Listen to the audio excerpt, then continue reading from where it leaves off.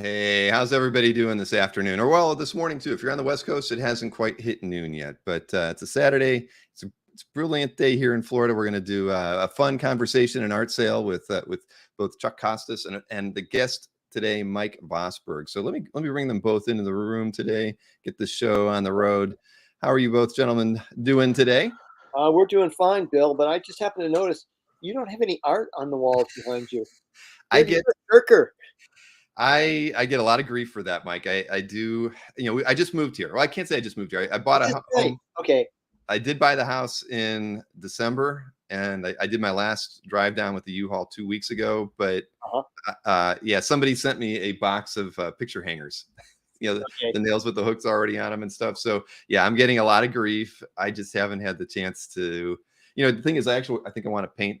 I moved to Florida because my kids are in school in Orlando, and it's like every room in any Florida home has this beige, right? Everything is in Florida is beige. Even the outside the homes are beige. So I feel like I got to paint the wall before I hang some art on it, and I haven't settled on a color yet either. So I'm trying. Well, I'll just send you a little piece of art to hang on the wall. No picture hangers. All right, I'll do that. that would tape. Work. Woo. Old-fashioned way. Tax. Yeah. Yes, it's something I've been aiming to do for quite a while, and I'm disappointed in myself for not doing it. But other part of the problem was all of the art that I have framed. That was the last stuff I moved. Everything I moved down my portfolios and things that I didn't have framed. But everything that was on the wall in my office or in my home prior to that, it just made it in the last move. So I actually haven't even unboxed it yet. It's still all. But I'll get there. I know. Look at the back of your wall, Mike, and I'm jealous. This was my steal this week. I got a Bob Peak. Oh wow! And it was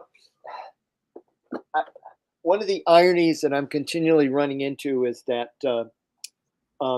I collect the Hall of Fame illustrators, and these guys are like the great illustrators.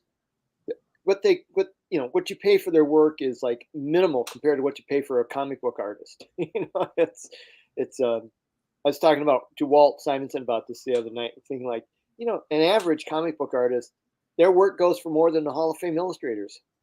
So that's all. More collectors. I mean, that helps, but Bob Peak's amazing. I mean, that's a great example of their work.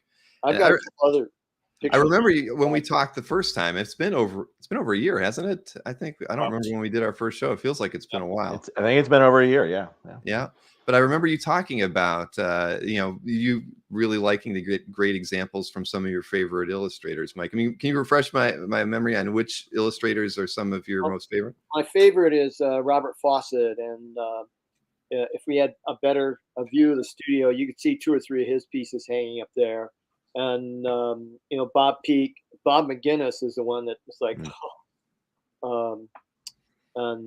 and he's the one that you buy the artwork, you work in illustration artwork, and it goes up minimally over a period of time. But the McGinnis stuff is just like he's like becoming the kind of the new Frazetta that way in terms of trying to get some of his artwork. But it's like Austin Briggs and Dean Cornwell, Noel Sickles. I mean, just having to work around is an education in terms of seeing what they did to create the effect that you see, because you're usually seeing it in print or something like that. Mm-hmm. So.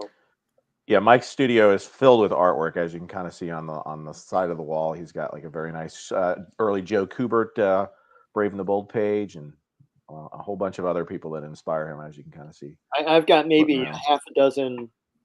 I have Kubert, Toth, and then comic strips. I have Leonard Starr, Stan Drake, and Alex Kotsky.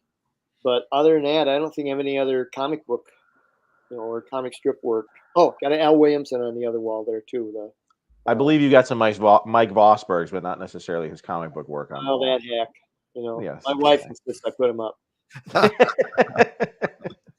Oh man, Well, I guess it's good for you then. I mean, that you're more collecting the art that's more affordable these days versus going at. I mean, picking up a Walt Simonson is not going to be cheap. You know, we did an auction for Hero Initiative at Baltimore the weekend before last, and Walt had donated a piece there, sold for $12,000. You know, it was just an unpublished piece that had Beta Ray Bill and Thor on it. But yeah, his stuff is not in the affordable range usually, unless it's his earliest stuff is things that weren't inked by him. I think you can still get it at a decent price, but nothing. I have a cover that Walt gave me years ago, and I'm at the telling him, you realize it's the most valuable piece I have in my house anymore now. So. Yeah, hold on to that one. Yeah, because those you just don't see anything like that. There's only a few out there. I think that he's donated to a few charity auctions, or maybe where somebody else did the inking and they actually got that sample. But there's not many Simonson covers on the market at all. So that is a very rare thing. I've only owned one piece in all my years of collecting. Chuck, what about you? I mean, have you ever owned anything by Walt? Good question. I don't think I've ever owned a Walt. I've always liked his stuff, but never found quite the right piece. I know Jim Warden had a great piece, I think, that he ended up selling years ago that was on his wall, but I haven't seen many great pieces sort of floating out there. There was, probably was, 15, 20 years ago that he sold a few of the Thor covers. Mm-hmm. That was a long time ago, and that was a lot of money, even back then when he was letting go of a few of them. But no, I guess my illustration art, as you can see in the back, put a couple of my Nagels up in sort of. I guess since we're going to be talking about Lori Lovecraft and sort of the old Hollywood or new Hollywood, old Hollywood at the same time, this is my decorating for the show today. So a little bit of that. But I was lucky. I was lucky to get those before the Nagels kind of skyrocketed. I was good friends with Jennifer Dumas many years ago, so was able to get those from the estate before Nagel prices kind of went crazy in illustration art. That seems to be hot these days too. Still, very true. So speaking of Lori, Mike, I mean, give us a bit of background on Lori as a character and how you kind of came up with the idea, and what kind of prompted you to really want to run with those stories. I mean, I assume a bit. I think I'm sure most artists have the desire to write their own stories or come up with their own plots and things. I mean, but kind of how did that whole process gestate for you into what first started out as in comics for you with that? Actually, if we talk about Lori, I have to go back to Linda Lovecraft, because that was where the whole thing started. Is when I started in comics, basically the only work you were going to get were drawing superheroes, which I could do, but it wasn't really my love or my specialty. So when Mike Friedrich came along with his Star Reach, he was looking for guys to do stories, and I thought, wow, I always want to do a Mad Magazine story. So I created, Linda Lovecraft as kind of this pastiche of H.P. Lovecraft, horror stories and movies that I liked and things like that. And I did 3 or 4 stories, but in terms of the character herself, other than like she was a pretty face, but I had no idea who she was. Mm-hmm. And years later, I decided to revamp the series, but change the name, because literally everyone was always telling me, "Are you still doing those Linda Lovecraft or Linda Lovelace stories?" And I'm like, no. They apparently knew a lot more about porno stars than they did about comic books or H.P. Lovecraft. So I figured the name Lorelei seems a lot more related to the occult. Mm-hmm. And I was working at the time on the Tales from the Crypt show. I used to do all their comic book covers when they would do the wraparound of the show, which I also storyboarded for them. They would cut to one of like a cover of that the Crypt keeper would hold up in his big book, and it would be a scene from the show, and then they would segue into the movie or into the that week's show. And I worked on that series for 10 years, and over that period of time, every week there were there was a new, really hot, beautiful young actress, and that was like in one of the movies that Joel Silver or Donner or Bob Zemeckis were doing. And as time went on, you realized you're never going to hear from, these people again. It's like they're going to have their 6 months of fame, and that's about it. Maybe a few TV appearances somewhere. So I thought, well, I'm going to create a character like that with Lori Lovecraft, who is like this aspiring actress who at the age of 25 has already reached, it's like life is over. And so what I thought, I would do is cast one of those actresses, or like create her as Lori Lovecraft, and do kind of the same things. It was a chance for me to draw on all my favorite movies from the 30s and 40s, and spam. I gotta get rid of them. Old school answering machine there, Mike. Old school. Well, that is the answering machine. It's next to the VCR. So at any rate, I decided to start doing stories. I had, and I would cast my favorite film stars in them, like, Boris Karloff and Bela Lugosi, William Powell, and did one on Hitchcock, and then one was Robert Mitchum, and Laurie's boyfriend in the series was Bob Hope. And the stories were just great fun. I mean, they always, like I said, it was always the best of my work. In working in traditional comics, I certainly felt like I gave them a very professional job, but it wasn't something that was my first love. I mean, it was like I said, beyond comics, like working also in advertising and animation and movies and whatever. It's like you get a job and you do the job.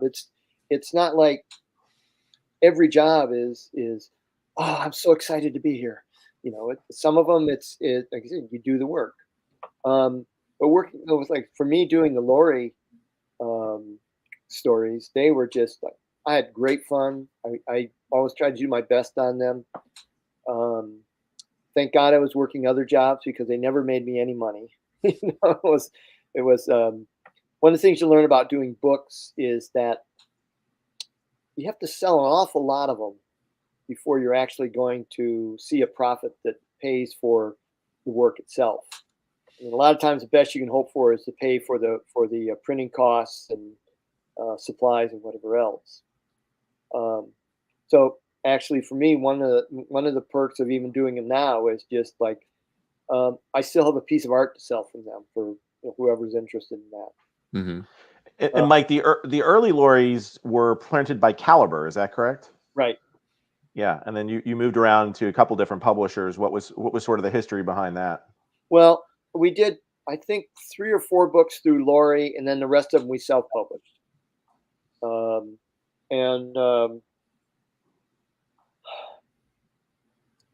Again, it was with all this material. Once you start splitting whatever profit there is, so you've got a publisher, you've got a writer, you've got the artist.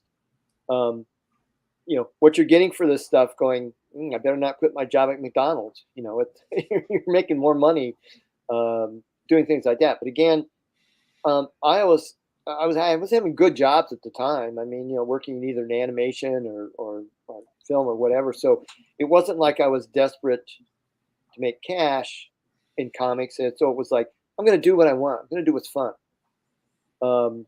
And the stories took forever sometimes. I mean, I just finished a Retrowood story that I think I started just after the turn of the century.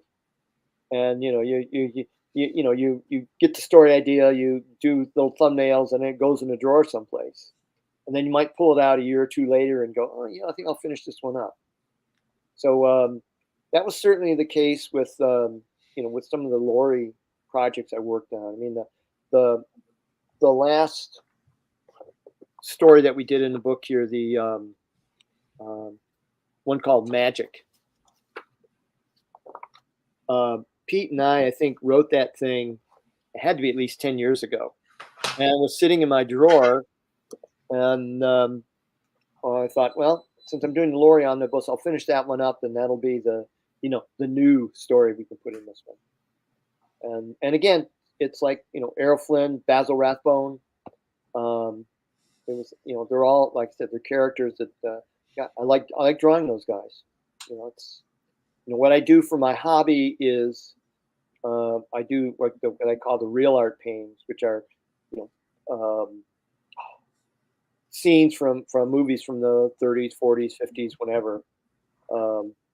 And again, I did that stuff at, then I do it now is just simply to get better at the craft. So there's not really a market for paintings, as we just discussed with illustration art. But they really they forced me to get better at the whole process of drawing and creating scene and whatever else. So working on your own project never feels like work. That's what I kind of Well, take it away feels from like that. work. But it does feel like work. It doesn't feel like the drudgery of like, oh, I wish I didn't have to do this, Mhm. The only editor though is yourself, so that's who you've got to please, and dependent on how you feel each day. Oh, I've got my wife and the cat. So I have one Yes, painting. Matt, Mike, you seem to have a cat in almost every drawing that going way back when. It's many cats. Do you remember all the cats that have inspired you over the years? Yeah, I mean, all the ones that were part of our home or our family or whatever. Because my dad hated cats, so I never had any pets growing up. So when I met Annie, she always had, a couple cats hanging around, and that was like great. But I remember doing several pieces of art and putting them up on the back of the couch one time just to kind of look at them. My cat immediately walked over to one of them and went, I figured, oh, there's the editorial policy right there. Oh, the cat claws back.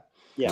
Right, exactly. I love drawing them. I mean, they're like, they're like all this grace and mystery and just fun little things to draw. So you've done a few trades, I think, for Lori in the past. So what was what was the impetus behind getting the Omnibus out there?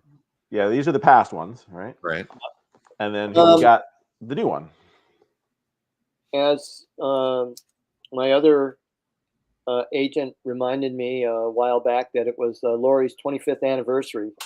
I thought it's appropriate. She started, her career was over when she was 25. Her comics career is probably going to be over now. She's 25 too. So, so I thought, I had run out of my print run of one of the second Lori trade paperbacks. So I thought, yeah, I'd kind of like to reprint some of these. So I thought I might as well do them in an omnibus and put in some of the posters and things like that. See what kind of a market there is, and because having done self-published work before, I'm aware of just you better not do it to make a lot of money.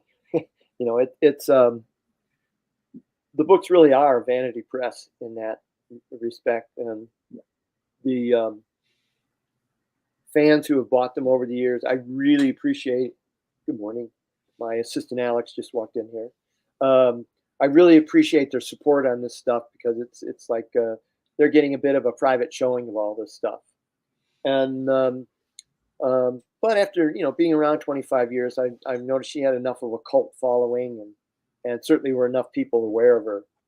So so that's kind of where it went. Alex? Makes sense. We get to meet Alex. This is my assistant Alex, who's going to be helping me out today. So nice to meet you, Alex. Alex, the model back there. So that's basically where I started with Lori, and working on Tales from the Crypt, I got a lot of firsthand experience of what it's like to be on a movie set, what happens, and after the first 10 minutes, how boring it is. You spend a lot of time just kind of standing around. But while I wrote the first story, after that, Pete Ventrella took over, and he had the same experience. He had a lot of experience in film, so he brought a lot of that to the work, and he actually knew how to write, which gave him a real advantage over me.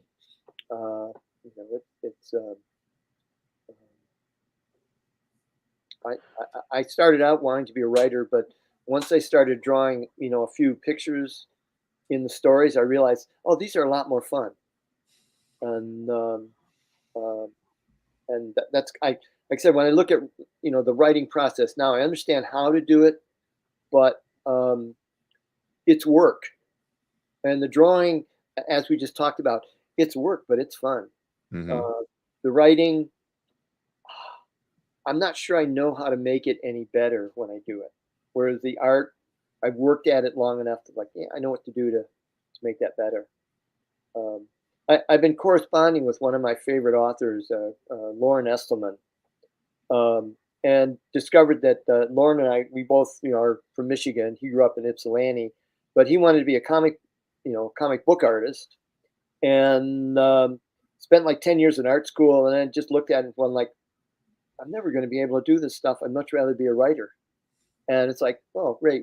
We started the opposite ways. I wanted to be a writer and discovered I'm going to be much more successful than, it's a lot more fun to do the drawing for me. Mm-hmm. So when you work with a writer on those, do you kind of plot things with them? I mean, give them, yes. So you're, well, that's good. So you got a heavy. All of the Lori stories, Pete, and I mean, I really contributed to the plot as much as anything in terms of, rule one, the setting has to look interesting. Especially in comics, it's a visual medium. Mm-hmm. So while the character interaction is important, they also have to do it in a location that your reader is interested in. If we did a comic book story just in one of our studios, it'd be a pretty dull story. So you've got to come up with locations, the old house, or the castle, or the movie set, or whatever it is that is going to be a little bit exotic. So Wayne has to go, but he wanted to know that he just bought an omnibus, and I thought that was something we should probably mention too, since we're talking about the omnibus and everything. Is that over I flip up on my screen? This is the omnibus. It's 350 pages of virtually every Lori Lovecraft story, and then after the stories, there's a section of just pinup art of different pinups of Lori, some of which will be in the sale today. And then at the end of the book are 3 of the original Linda Lovecraft stories. Yeah, and there's also, I mean, the other thing, as a fan of your G.I. Joe work, what I found was also interesting is you had a sort of a spoof story on G.I. Joe that you did, I guess, around the time that you were drawing G.I. Joe. That was also I believe, a Linda Lovecraft story. So it was previously unpublished and never seen before, but you get to see it for the first time in the book. So if you are a G.I. Joe fan, you might get a kick out of that as well. That was my problem. I had a love-hate relationship drawing that strip, because it was like, well, it's a good job to have right now, but man, every issue there were like 20 characters, and like how do you? They've got these uniforms and things. It was pretty tedious. So I think I probably the story that I did was kind of my revenge on on all those people. But I think I had Larry Hama as a villain, and Larry is a guy I really respect in comics. I mean, he's a fantastic writer. His stories were always easy to work off of. But being G.I. Joe, they didn't have quite the same resonance with me that like working on Lori Lovecraft would do. So. Well, before I wanted to highlight this, but Wayne was asking if you would sign the omnibus on the inside for him. I think you mentioned earlier that you took care of that early on, right? As far as signing. I got him on the outside, but for Wayne, I will sign one on the inside for you too. Perfect. with a very juicy marker that'll go through the next 2 or 3 pages. But yeah, I can highlight it for everybody so you know where to go if you want to pick one of those up for yourselves over at VozArt, so VOZART.com. Right off the homepage, there's a link here where you can say, or click here to order it, and that'll take you to a page where you can pick up the omnibus. if you'd like, and there is an order form right on the page here at the bottom, or about the middle of the page, so you can pay with PayPal to get your copy. And I can also let you know, though, Dark Inheritance is also offered on this page. But anybody who's buying any artwork today will get a free copy of Dark Inheritance, which is I forget how many pages that one. Oh, 28 pages. So that's more, comic size, but it will be included with the art purchase if you make one today as well. So if you're going to pick up the Omnibus, don't worry about picking up the Dark Inheritance if you're buying artwork today. Yeah. And what's great about Dark Inheritance is that it's actually in color. So typically Mike has drawn Lori Lovecraft in black and white, but this is an all-color book. So you'll see that. And there's a number of color pinups in the back as well. So these are, for instance, the alternate covers that Mike had done for it. But you'll find more stuff that will also go through in the sale today. It's R-rated. I guess we should probably put a warning up at the beginning of the show that some of the pieces maybe a little bit. I was going to mention that when we got to showing the art, but I did. Now that you've shown that, Chuck, Mike, what was the reason behind doing the color piece in that? I mean, since it had never you haven't done that really before. What was on Dark Inheritance? Why'd you do that? I had toyed around with the idea of doing the Omnibus in color, because two of the original Lori stories, I have done a color version of them. I mean, there is a color version that exists in my JPEG files, whatever. But when I look at the printing cost, suddenly, and I'm going to have to I would have to, instead of charging the $30 for the book, I'd have to charge probably closer to 60 to 70 once you pay for the color printing. It literally is probably triple the cost of a black and white book. Right. So one of the things that I didn't do with this project, I might think with the next one, is to offer a digital copy of the book, since that seems to be the new world we live in. But then on the other hand, all the stories, I put them up on my website because I'm more interested in readers at some point than book sales. So let's Lori NFTs, right. That's antithetical to wanting to make money too. But I completely get it. I mean, I publish a book once a year, and I don't make any money at it. And it's you have to do it because you love it, right? You want to keep a project going, and it means a lot to you. So I completely understand. So I don't rely on my comic book hobby now to make a living. It's just fun to do, and if it pays for itself and gets me a few meals at McDonald's, that's great. So it's that's all I hope for. So let's see. Mr. Wynn said, let's see. Have you ever thought of creating a Lori Lovecraft novel series? I mean, it's obviously you probably wouldn't write it, but would you ever be interested in having someone do that? Under your tutelage or guidance as far as come up with plots and things. Yeah, but certainly not under my good tutelage regard. If you're going to write a book, you better come up with some better ideas. And I mean, it's very hard for me to think about, because for me, Lori is a very visual project. So there's some things I think work better as movies. Some work better as comics. Some work better on TV. And someone was going to do a TV series with Lori. That'd be really interesting. But I think people would like to see that. It might be late night as well, but if there's some young novelist out there who's just dying to have some new project, God bless them. I'll be glad to do it with them. But I think it's a Lori comic is a hard sell. A Lori novel might be really hard to sell. But I have no idea about the market for novels or whatever. But any of the writers I know, they have to keep busy constantly, because it's not like there's enough books sold from everything that they do that they never have to work again. Mm-hmm. Have you got more stories planned for Lori? No. One of the things I found in illustrating the Dark Inheritance book was that when I did Lori, it required me to work in a style that I can no longer produce. Part of it is just the youthful enthusiasm. I don't have that youthful enthusiasm anymore. Secondly, there's a slickness and a polish to the work that I'm not sure I can really get anymore at 75. I mean, I have no problem drawing, but creating that kind of slick Stan Drake, Leonard Starr look to the material, it's like,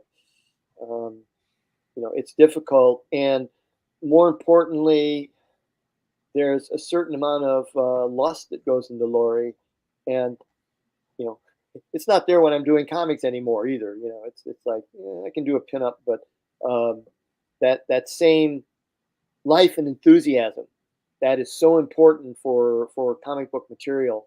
I'm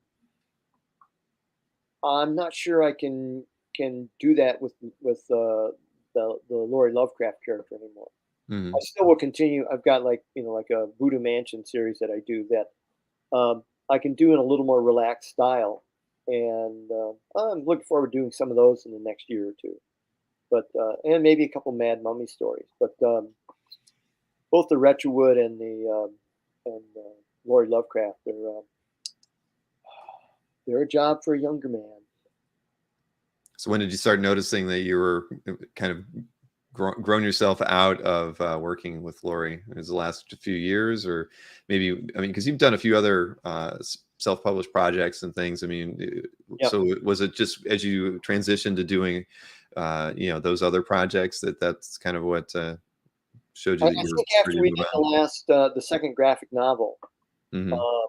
both Pete and I were kind of at the stage where like, this is a lot of work, and there's other things we have to concentrate on now. So, again, when I was telling you the story, Magic, that was a story I started.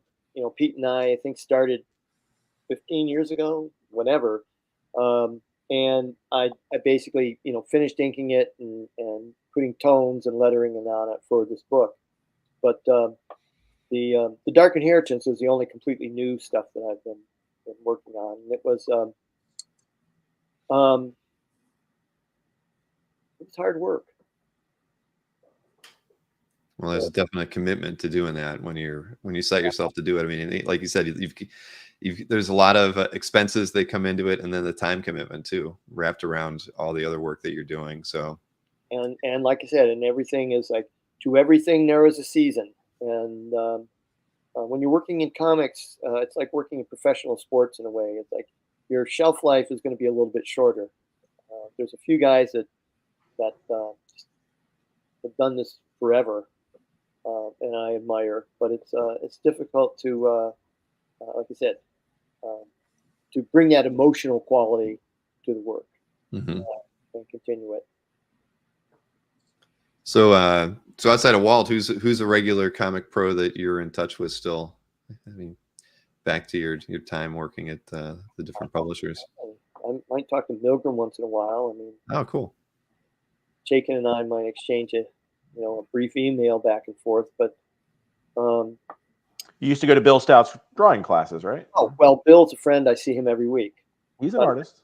I think of Bill as like, yeah, Bill did comic books, but Bill's not a comic book artist. He's he's an illustrator. He's a naturalist. He's got all these qualities, and like, yeah, he does comic books too. But I never quite think of him in that vein. Actually, he did when I was there a couple weeks ago. He pulled out this book called what was it? Mavericks and Lunatics of Underground Comics by Drew Friedman, and he had this, he'd drawn a portrait of all the different underground artists, and I was one of them, and I was flabbergasted that that I'd be included, but he even knew who I was, so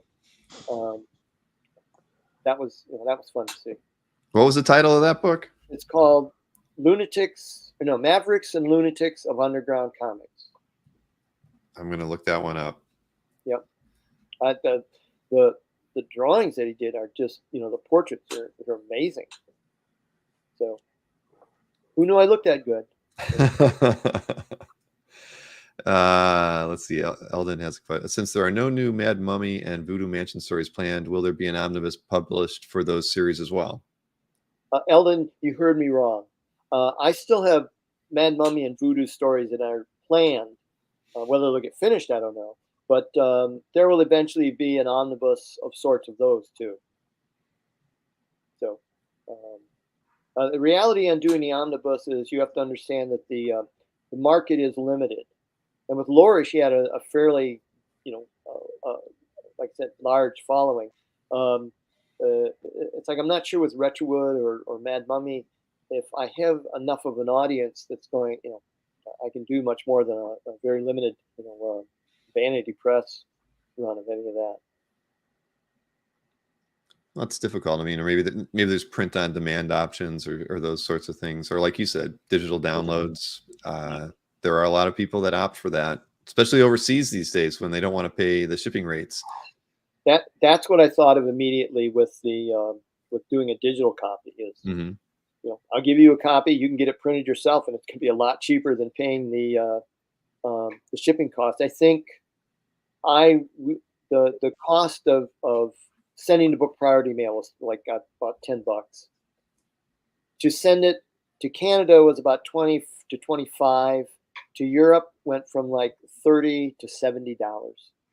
And just to pay that postage on a book, it's I have another friend in France who's asked me if to send him some copies to put in the in his bookstore, which is basically alternative, publishers and things.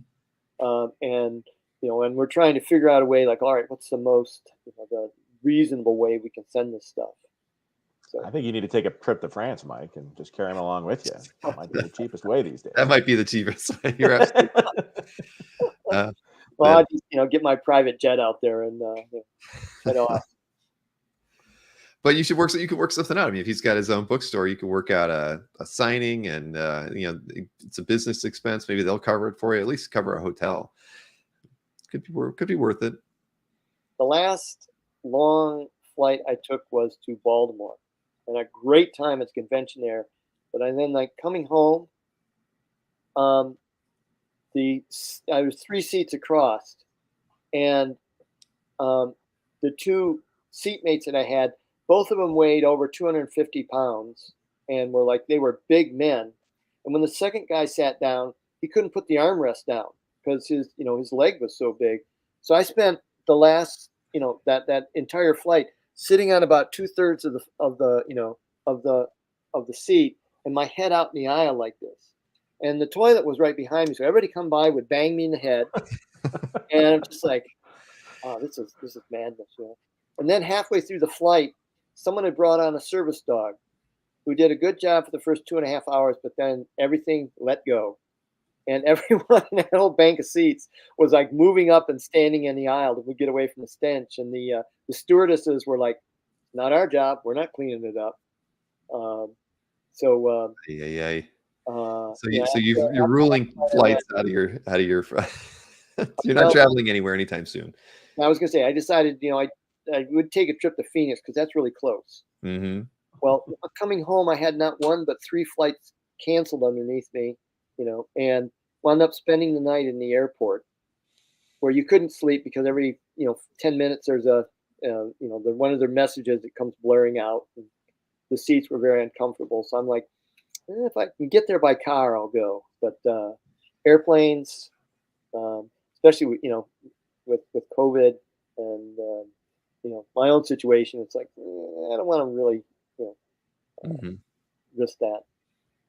Well, when you get your sounds like a good Mad Mummy story, Mike. I don't know. Yeah. I'm sure it would be. Oh, well, that's too bad. So unless it's a local con, you probably don't have any upcoming convention appearances. In Baltimore was just we just had that one, but you don't have anything really on an upcoming schedule for you.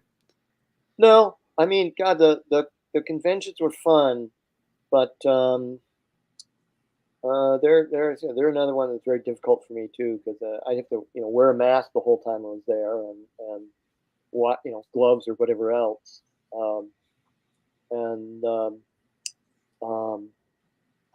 love all you fans, but if you want to see me, you're going to just have to come over to my house personally, I guess.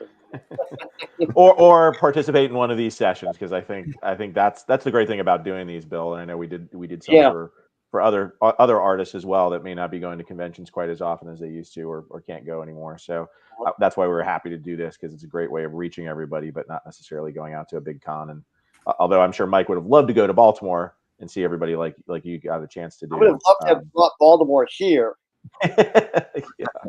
Walk across the street. Like I said, that is a great show, and everybody goes to it. But until someone gets my own private jet and wants to ferry me around, I'm probably pretty limited that way. You mean you mean your royalties aren't paying for that, Mike? No. I do have friends that they would they all say, like, well, Jeffrey's flying us over to Thailand this week to do stuff. They were working at DreamWorks at the time, and I'm always thinking, wow, what a life. Actually, we did stop off at Thailand just to get the food, and then we flew on to Japan. So you didn't get to fly to exotic locations when you're working on Creepshow, then? Tales from the Crypt. Tales from the Crypt. I'm sorry. No, the most exotic location I went to was Santa Monica. But you did for your Narnia work, though, I do believe. Narnia was great. I got to go to New Zealand and Prague. That was it spoiled me for traveling, because they paid for my airfare, often business or first class. They gave me a place to stay. They gave me money to spend every day. So when I have to pay for all that stuff now, I'm just like, I'm spoiled. Like, why would I have to do that? And you got to work on all 3 Narnia movies, so you got quite some time you were outside of Los Angeles. Yeah. So. But, well, no, actually, the third one, like I said, as far as I got was Santa Monica. Oh. They'd come to their senses by then. You didn't have to sketch the beautiful countryside live and in person like you got to before. The thing was, I was doing storyboards, which is what you need before you start on a film. But once you start on a film, your necessity for storyboards is minimal. But they brought 2 or 3 of us along. And I had nothing to do while I was in Prague. I'd go up and I'd go into the office and do a little bit of work in the morning, and then wander around the city in the afternoon, or go to the Mucha museums and things like that. But everybody else was working 16-hour days, and I kind of felt guilty. It was like, I'm here and not much to do. So with those storyboards, did you get to keep them, or were they property of the film? Boxes of them. So yeah. So some are for sale on propstore.com. If you want some of Mike's old storyboard work, we have some of it up for sale over at Prop Store. Yeah, but and they make nice gifts for friends of mine. So sure. So they're in like that marketplace side of things, right, Chuck? Yeah, the buy now. Go on the buy now site. You can probably search for Mike Vosburg, and you'll find different projects that Mike worked on, because he worked on things like Annie, Journey to the Center of the Earth. Mike, you probably know more about what we have, but a lot of Narnia was one of your biggest projects. I think you got to work on. But that was certainly the most fun that I had, and all the work was taken to a level of finish. Mm-hmm.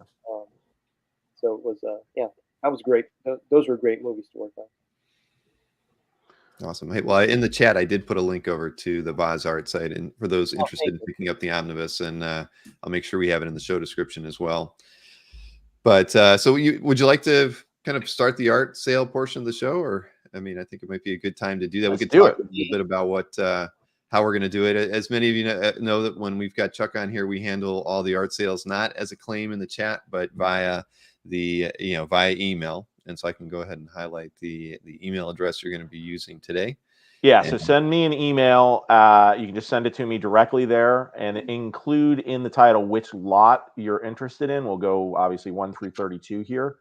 You can also go to Comic Art Fans. I have a site up there which is under Charles Costas, and there's a gallery there. And I think you'll probably, Billy, you're going to show that gallery as well. Yeah, I'll put that link right now in the chat as well. And what that'll do is, let's say you pass on a piece hoping that something else may come up. You can always go back anytime throughout the sale and claim one that hasn't been claimed already, although I'm not sure how many of those will be.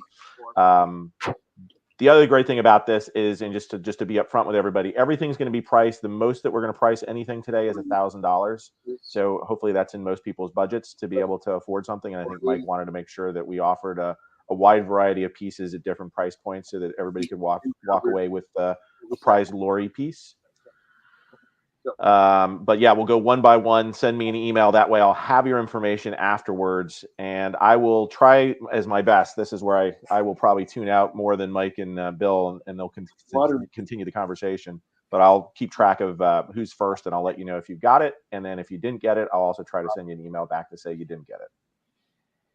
Correct. So when the emails go into Chuck, he will reply to the first email he gets to let them know that they've gotten the artwork. And like he said, he'll do his best to let those who didn't get it. But if you don't get an email right away, that's pretty much a guarantee that you weren't first. And Chuck, of course, will announce when a claim email has been received by him as well. And let's see. And it's when we work with Chuck, it's always great because he does have his calf gallery that he utilizes for after show sales. So people who watch this show on the rerun who are curious about what pieces are still available, as I put the link in the chat right now, it'll be a part of the show description. Anybody watching the show after the fact can just visit Chuck's calf gallery and you'll be able to see which pieces are still available there. Yep, that's correct. I should probably learn from Chuck as far as how he's done that, because I think that works out really well. We don't do that on any of our. Yeah, I did this before the live stream started. If you're way back in the days when we started with some of these Gerhard sales, we just sort of do it, and I just let people know I was going to drop art at a certain time, and it worked out well that way. But this is a nice little add-on, and it's great to be able to talk with the artists about their work to do this. So it's an evolution, and it seems to work well. And I hope everybody out there gets one. And as part of, just to let people also know before we get started with the sale, there is a special bonus that Mike is going to include in your order, which is a copy of the Dark Inheritance book here. So if you order any page today, you get a great copy of the new Lori Lovecraft book. It is all in color. And I'm sure Mike will be happy to sign those as well and put those in there for you. I was going to say they always go out signed. They always go out signed. So and, that's a bonus. Good. And if you don't get a piece of work today, you're disappointed or whatever, always know that after the sale, Chuck and I have a lot more Lori material that wasn't out here today. So you can always inquire about that.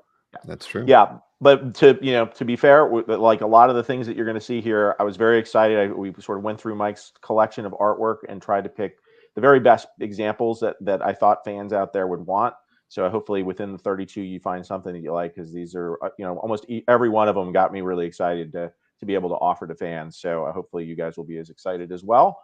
And with that, the other thing we should probably say is shipping for this. If you live in the US, it's going to be a flat rate of $40, I believe, Mike, is what we said it was going to be. Yeah. And then if you're international, well, obviously based off of different rates, we'll have to figure that out after the show, but know that up front. So buy a few, save on your postage, and you'll get your copy of Dark Inheritance to read along with it. And in some cases, maybe you'll even get a piece of art from Dark Inheritance, which we'll go through. And we're going to go also chronologically in order. We're going to start with Linda Lovecraft and sort of the early evolutions of Lori, if you want to look at it that way, and make our way to sort of the more recent stuff. So if that helps you as you're thinking about what you want to buy, keep that in mind as well. That's true. Take notes. We always let you know you should probably be writing down the lot number to the pieces you're most interested in. You can claim anything at any time you want via email to Chuck. The email address will be on every slide, so it'll serve as a good reminder for you. I want to flash it every so often, but it'll be on every slide you see today. There was a question, and it's not something we talked about ahead of the show, so I'll highlight it. Eldon wanted to know if time payments are allowed. Yeah, depending on what you're paying, you're buying. Yes, I mean it's okay. That stuff I don't have too much of a problem with, as long as it doesn't get too complicated. And we have someone spamming in our chat right now. Mr. Burgles is here, everyone. We'll put Mr. Burgles on a 5-minute timeout. see if Mr. Burgles has something. It's like the Hamburglar. He's back. Yes, I like a bad penny. But at any rate, so time payments are allowed. I mean, especially with 32 pieces here, there may be a few, you want to buy multiple pieces. Like Chuck had mentioned, the highest priced pieces are there's what, $1,000 is pretty much the highest it goes. So there, now I've blocked Mr. Burgles. They won't come back. Never seen them before. But so yes, if you're buying, several pieces, and you'll work that out with both Chuck and Mike, and they'll be very fair, I'm sure, with you on things. So wow, Mr. Burgles is consistent. So any other lot questions? of the buyers. Well, I'm glad we're not relying on the window on the side to claim the artwork, because Mr. Burgles makes everybody's day a little bit more long. Yes, it does. Oh, and there was, I would forget this but I saw a comment from Larry. He was curious, he's looking for an Annie storyboard, and I know that you mentioned that Mike worked on that, so maybe that might be something that Larry, go ahead and contact me offline, and I will see what we can do. We've got actually the full set of everything that Mike worked on over at Annie for the Annie movie, which I actually believe my cousin Celia was actually involved in that movie as well. But yeah, happy to set you up with that. Excuse me, I'm the one not talking. Right. Hey, that's why you're going to do the email. All right. So Mike, I can't think of anything else we needed to cover on the sale before we get things started, but we'll just go ahead and start showing some of the artworks. And like Chuck mentioned, it's going chronologically through Lovecraft's career, and not lowest to highest. It's not a price range kind of tier structure that we're following. We're just straight following the chronology of the character. Yes, but if you have the book, and I think in some cases we actually will reference the page, or you can follow along in the book. Some of everything that's up front, especially, is actually published in the Lori Lovecraft Omnibus. So if you've already ordered one of those and you're playing along, you can look at it if you want to study it in more detail. Bring out your book and play along with us. Exactly. That's a good way to follow it. So let's go ahead. We'll highlight these, and as I said, there is Chuck's email is on every slide, so it'll be real easy to follow. So have your emails all ready if you see any pieces you'd like to purchase. So let's go ahead and highlight the first lot. And so this appears in the Omnibus, and also this appeared in Star Reach issue 5, and it's page 4 to that story, Midnight in Medina. And that's the third appearance of Linda Lovecraft. So Mike, can you tell us a little bit? I mean, you kind of mentioned that early on, that that the Linda character was kind of how things got started. But tell us a little bit about that evolution and leading up to this third appearance. Well, this one was kind of a pastiche of the movie Casablanca. You can certainly see Claude Rains sitting there at the chair, and my friend Mary Screenis wrote the script for this, which was great because she actually probably brought a lot more life to Lori's dialogue than I ever would have. And it's you can still see the a lot of the zipatone that's left on the that's on the artwork. That crazy little dot pattern you're seeing in the background. You always had to cut that stuff out with an X-Acto knife and paste it down over the artwork. I'm trying to think what else was in the story. I think I had a little guest appearance by Fred Astaire at one point, but that's pretty much where we're at with it. Mike, who was publishing Star Reach back in the day? Who were the crew that were involved in that? It's Mike Friedrich. I mean, as an idea for, Mike really figured out that there was an interest among comic book readers for something more than just the standard superhero comics and traditional comics that you were going to get.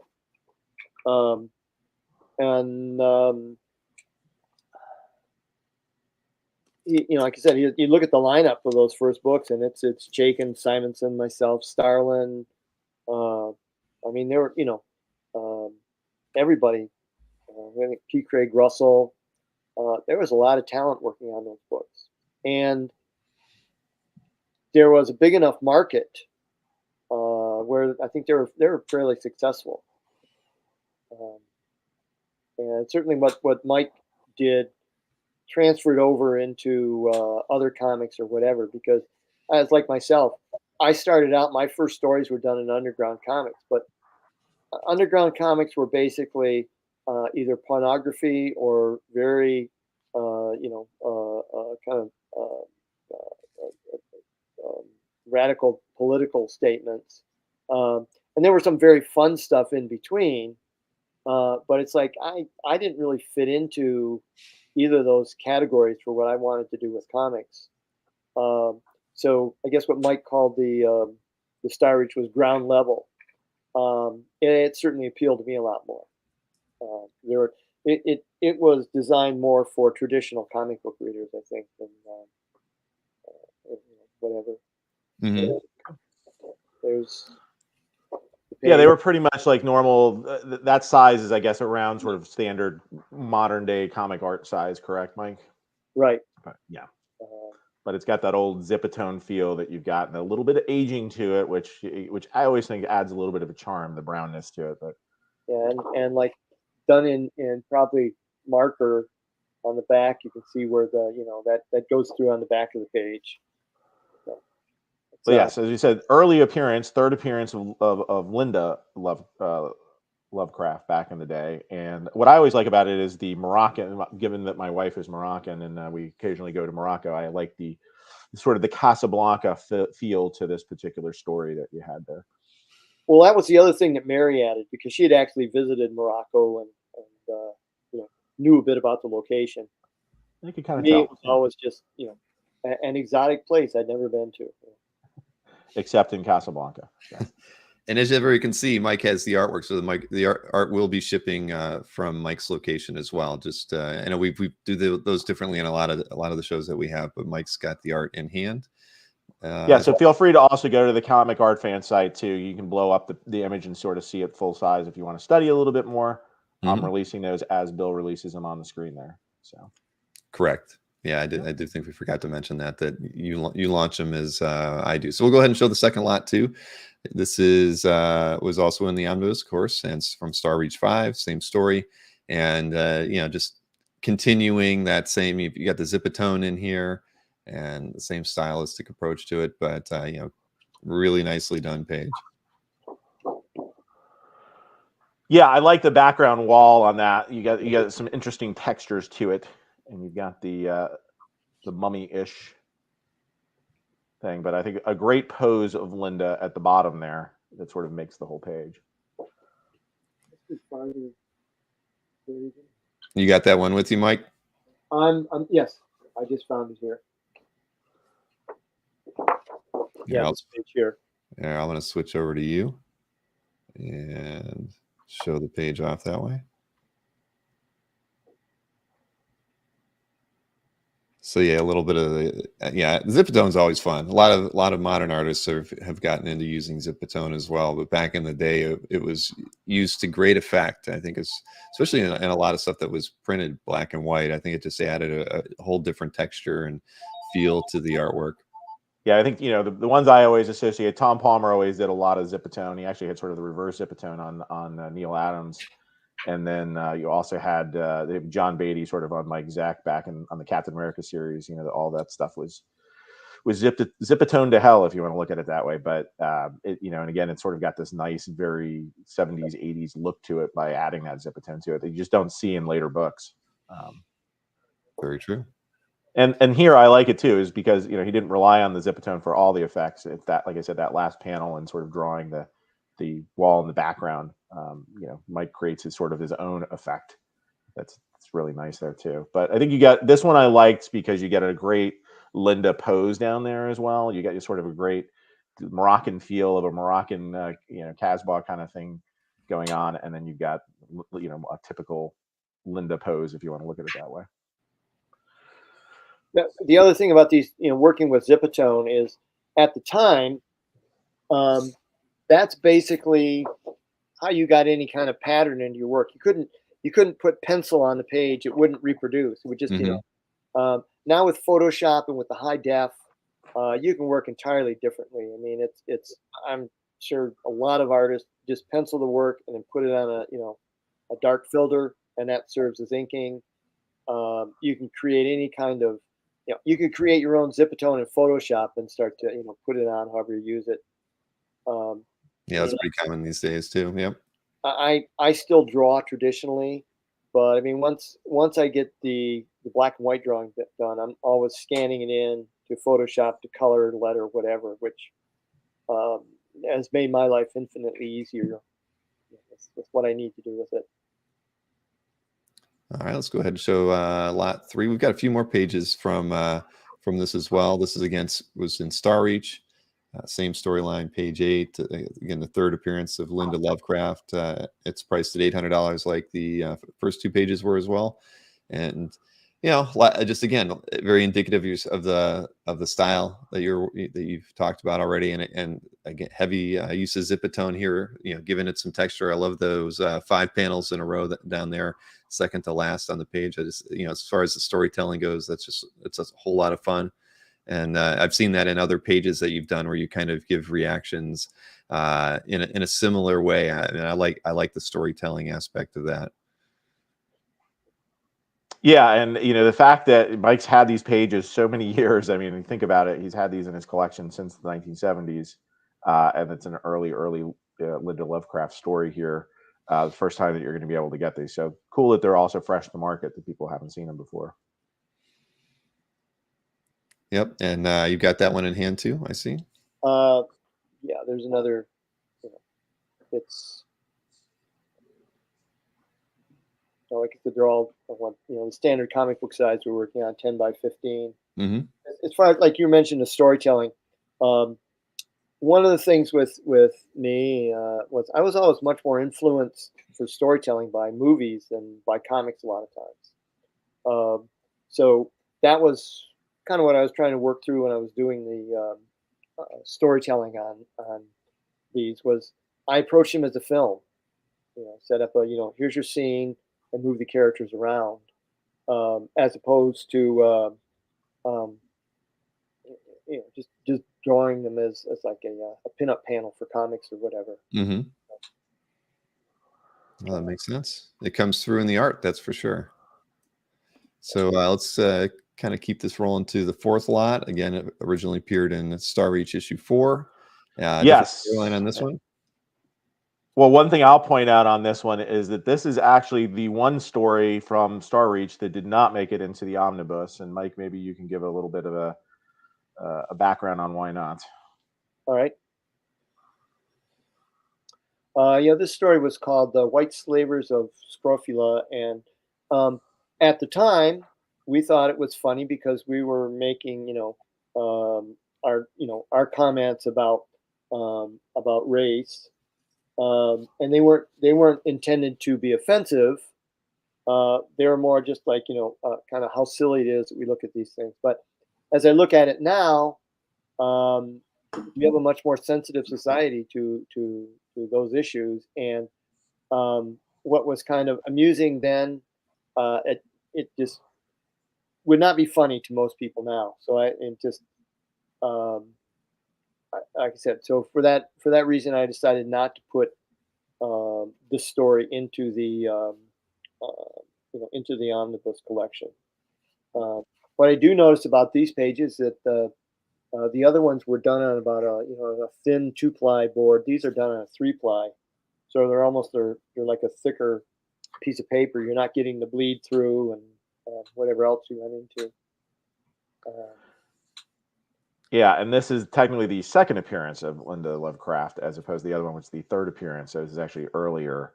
The first appearance is not going to be available. It's still I guess with somebody else right now. So this is the earliest page that we will be offering. If somebody that wants sort of the early origins of characters, having this second story is the best that we can offer you. Right, and that's something that we see in comics all the time, right? If you look at some early Disney strip art, right, there's different nationalities portrayed in ways that I think we would find offensive. I mean, it's just something inherent in the medium, because usually comics and storytelling like this is a commentary on the times or perspectives and things, and so yeah, I mean, it's something that it makes sense, but it of course also makes sense that it wasn't part of the omnibus at the end of the day as well. But again, second appearance, and so this would be like the oldest page that we're offering today, and as you just mentioned, the first appearance is not available. That's correct. Trying to think anything else I would add. Oh, yeah, this the second story, Mary Screenis also wrote this one, and again brought a lot of life to. Oh, we have somebody claim this one. What's that, Chuck? We had somebody claim this piece. Oh, good. Oh, fantastic. What year was that from, too? I think Wes was curious what year that this was published. Probably 77, maybe even 78. No, maybe before then, maybe 66 or 60. Because I think I did these when I was first starting in comics, which was 74. So these might well be from 75 even. I don't know how many of them I did that first year. I know I did the original, the first Lori story, or Linda story, and then this one probably came out soon afterwards. I think it was in the next issue. Well, congrats to whomever picked up lot 4. We certainly appreciate that.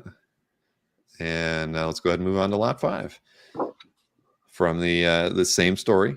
This one is $800 as well. And this was the page I was thinking about with that same storytelling, that bottom set of panels, just where you're dealing mostly with expressions. And I mean, it's just fun. And I really I highlighted the top 3 panels just because I thought those were beautiful, with the heavy inks on them for the nighttime scene. But it's just so well done. I mean, I love this as a piece of art. Mike, you really went all out on it. So there's just such great storytelling on this page. Mike, was there in that third panel that we see there, is that sort of an homage, or is there somebody that inspired that?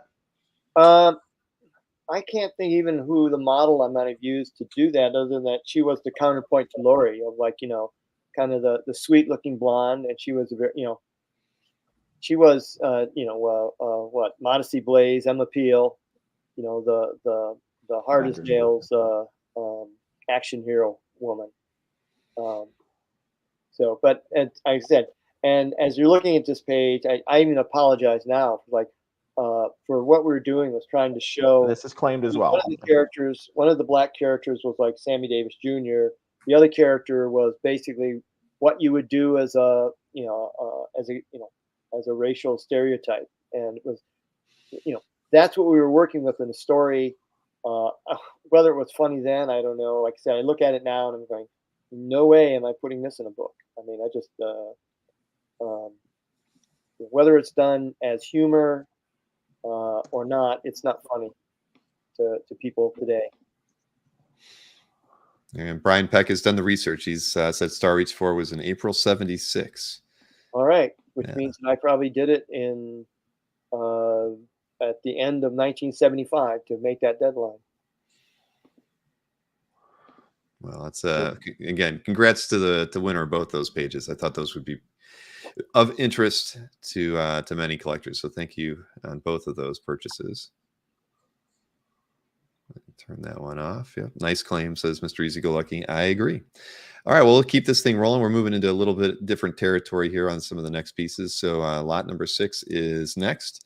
This was a Linda Lovecraft pinup. It's unpublished, entitled Fire Away. And you can see this one is priced $800 as well.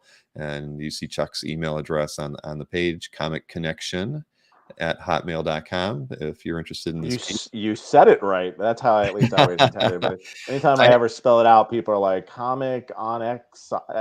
I don't know what you're trying to do. Yeah, I'm used to it. There's a lot of people in the biz who don't include the extra C when you're doing that, and so I've just gotten used to it.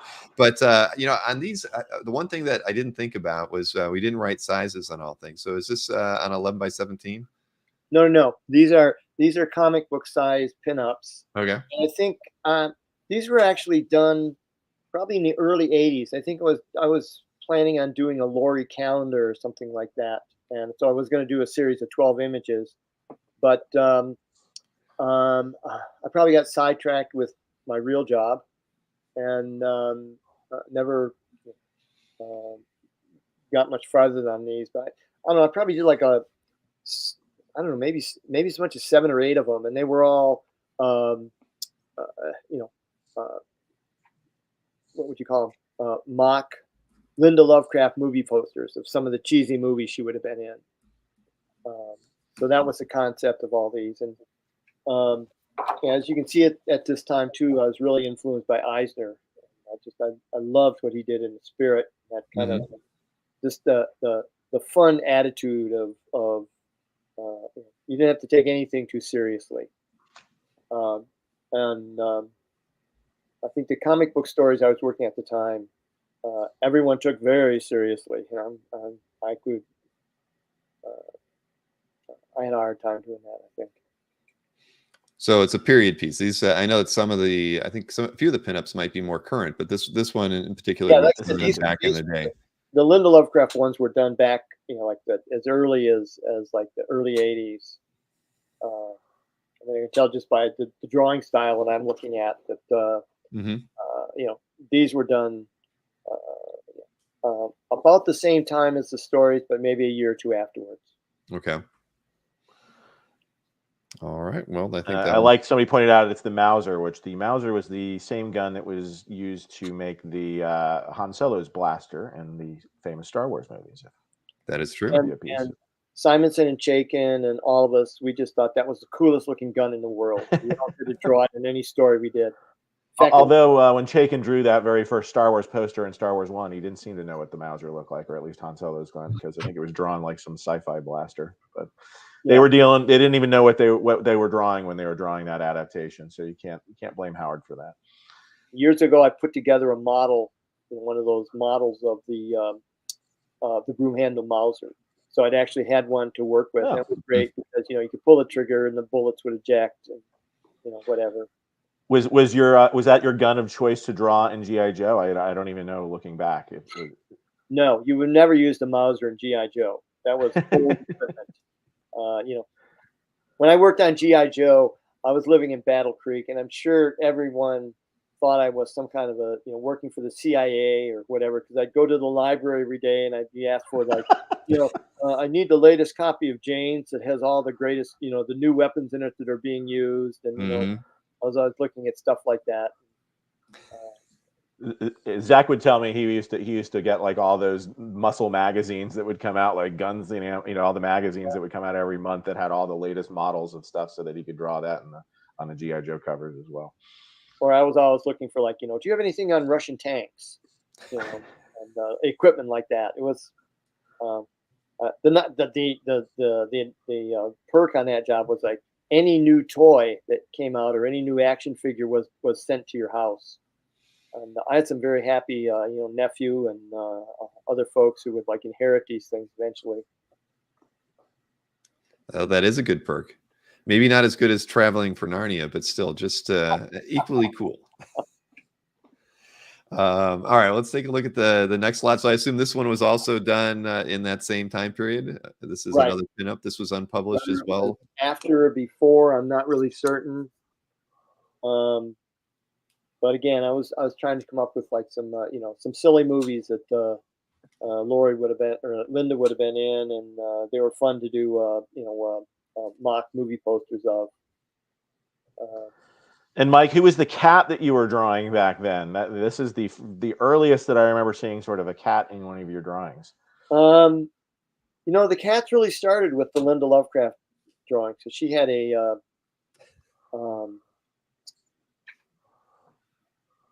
I think a cat in the comic. I mean, in the stories that I did, she had a black cat that hang around. You know, it seemed like if she was going to be a, you know, a witch character, she needed a black cat. So, I'm not sure I had ones in the house at that time that I was drawing. But this is where it all began. Was with Linda Lovecraft, the fascination with the cats. Yeah, right. Yeah, I love this one. I thought of the two pinups, this was the sort of the composition of this one was really, really nice. And of course, the skull, as people point out to it too. I would do drawings like this, and my mother would look at him and she would go, "Oh, that's a very nice cat." Nothing else existed on the page, you know? Right, of course. Well, your mom had to be encouraging. She was trying to find the best way she could do it. All right, well, let's move on to the next one, lot 8. This is in the omnibus. We're taking the modern era. Yeah. And, yeah. So now we're moving to Lori Lovecraft as opposed to Linda. So this was in My Favorite Redhead. It was originally page 22, and then in the Omnibus, page 27, priced at $800. Now I see the number 90 was at or it's 27 on the bottom there. So you did you renumber these for the Omnibus? I think I noticed that on a couple of the slides where the numbers matched, like a page number matched the Omnibus page. If Chuck is working off, he might be working off JPEGs from the Omnibus. Oh, so yes, this one's been okay. claimed. Yeah. Oh, fantastic. Yeah, I thought this was a great image as well. Yeah, working by myself, or working kind of independent publishers, trying to put the numbers on the pages were often I'd have a contents page and then realize like I never put any page numbers on the book. That would happen, I think, in some of the other independent books that I published along the way. Mm-hmm. This one, I think I missed 4 or 5 pages somewhere along the line. Why didn't you tell me about that? Alex? Yeah. It's his fault. Yeah. Yeah, we all need assistance to kind of point the finger at sometimes, don't we? This particular Lori story was one of my favorites because I was really influenced by Noel Sickles at the time. Mm-hmm. Noel Sickles would always get a big fat brush and lay in all the blacks like he was doing a watercolor. And then after that was done, then he would get a pen and add whatever line work he thought was needed. And so I thought, well, I'm going to try that for this issue. And it was very successful in terms of getting a nice, strong graphic look of the art. But strangely enough, I don't think I've ever worked that way since. It's like I said, it really brings a solidity to the figures and to the compositions. But like I said, it was. I remember because Alex Toth always used to talk about Noel Sickles, and he used to go like, "Yeah, he always laid into blacks for you. I tried that, but I never could do that." Well, I got you on one story, Alex.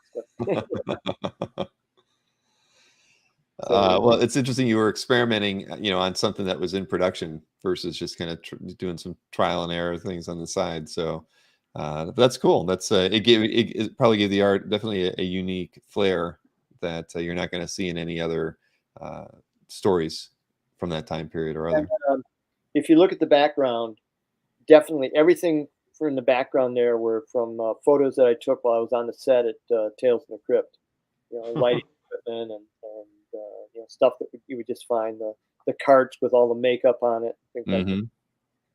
The other interesting thing on this page was I was trying to come up with the scariest demon that I could. Would really be frighten people. So I thought, all right, it was the 80s. I'm going to give it Nancy Reagan's face, and then Ronald Reagan was on the butt with the tail sticking out of his mouth, and I thought, that's that would give me nightmares.